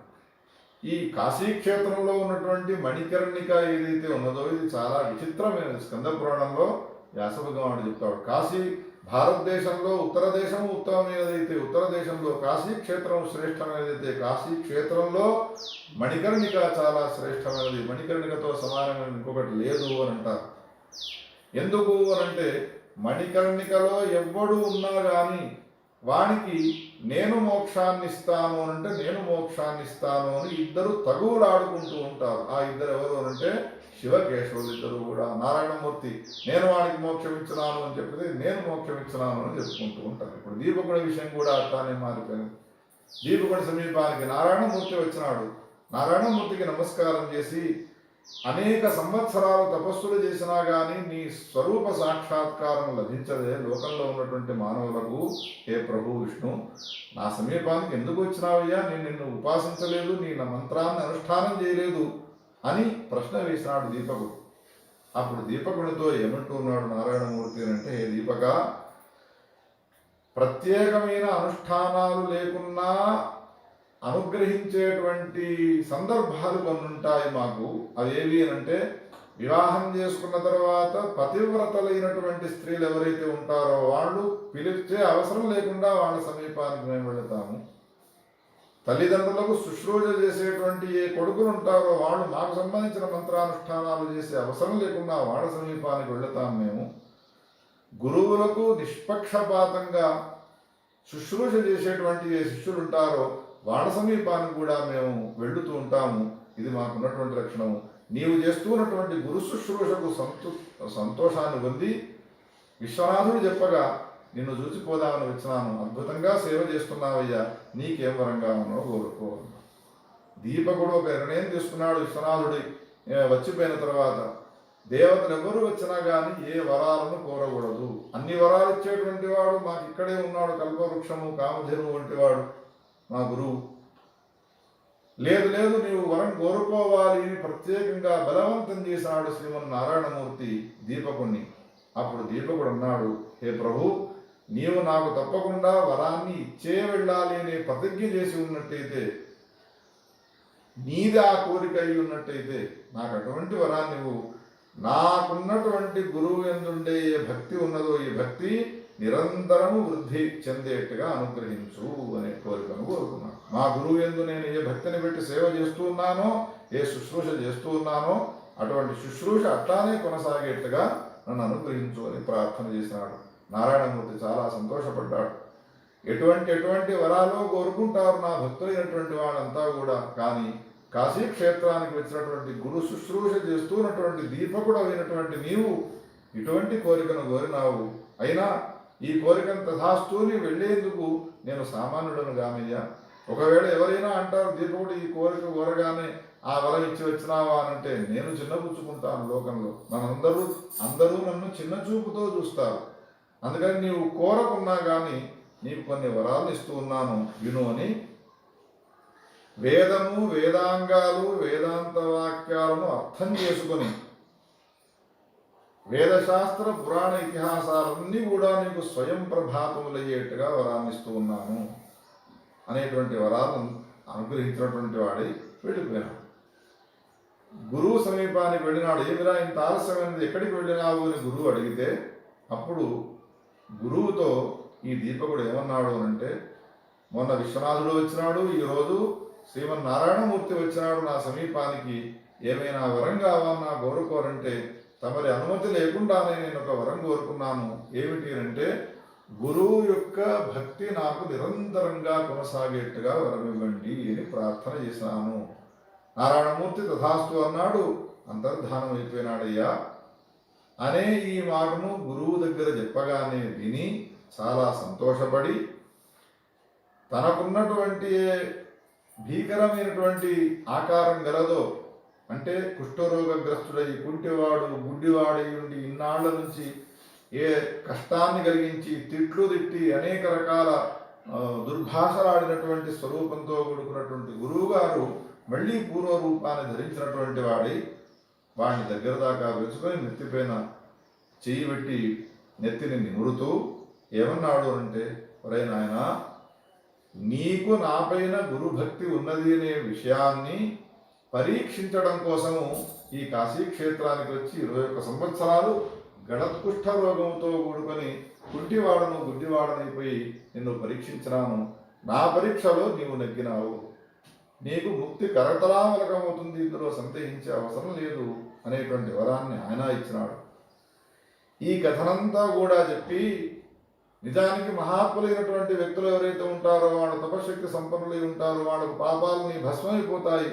వేదాక్షరాణి యావంతి పఠితాని ద్విజాతిభిః తావంతి హరినామాని కీర్తితాని న సంశయః. వేదంలో ఉండేటువంటి ఏ ఒక్కొక్క అక్షరం ఉన్నదో ఆ ఒక్కొక్క అక్షరము హరినామాలే. హరినామాన్ని ఉచ్చరించిన తర్వాత ఇంకా పాపాలు ఉంటాయా? వందలాది వేలాది మంది శిష్యులకు వేదాంతాలను బోధించినటువంటి ఆయనకు పాపాలు ఉంటాయా? కేవలం పరీక్ష చేయడం కోసమై ఈ విధమైనటువంటి నటన ఆడినాడు. ఆయన చేసినటువంటి పరీక్షలో దీపకుడు గెలిచినాడు. విన్నావు కదా ఇప్పటిదాకా చెప్పినటువంటి కథను. బ్రహ్మ కలిపురుషునితో అంటున్నాడు, హే కలిపురుష, కలియుగం ఆరంభం కావలసి ఉన్నది, అందుకని నీవు భూలోకానికి వెళ్ళు. కానీ సద్గురు భక్తి కలిగినటువంటి ఏ భక్తుడు ఉంటాడో శిష్యుడు ఉంటాడో వాణ్ణి నీవు కంటితోనైనా చూడకు అని బ్రహ్మదేవుడు ఆదేశించగా విని కలిపురుషుడు ఆయనకు నమస్కారం చేసి, బ్రహ్మకు నమస్కారం చేసినటువంటి వాడి భూలోకానికి వెళ్ళినాడయ్యా నామధారక. గురువు యొక్క మహిమ ఇంతటిది అని చెప్పడానికి వీలవుతుందా? నామధారక, చూసినావా? ఎవరు సాత్వికమైనటువంటి ఓర్పును పొంది దృఢభక్తితో దైవాన్ని సద్గురువును భక్తితో భజిస్తారో అటువంటి వాడు తప్పకుండా కృతకృత్యులవుతారు. అందుకని పరమశ్రేయస్సు కోరితే ఆ శ్రేయస్సు మనకు లభించేది దేని వలన, ఎవరి వలన అంటే నిస్సంశయంగా మన గురువు వలన మాత్రమే లభిస్తుంది.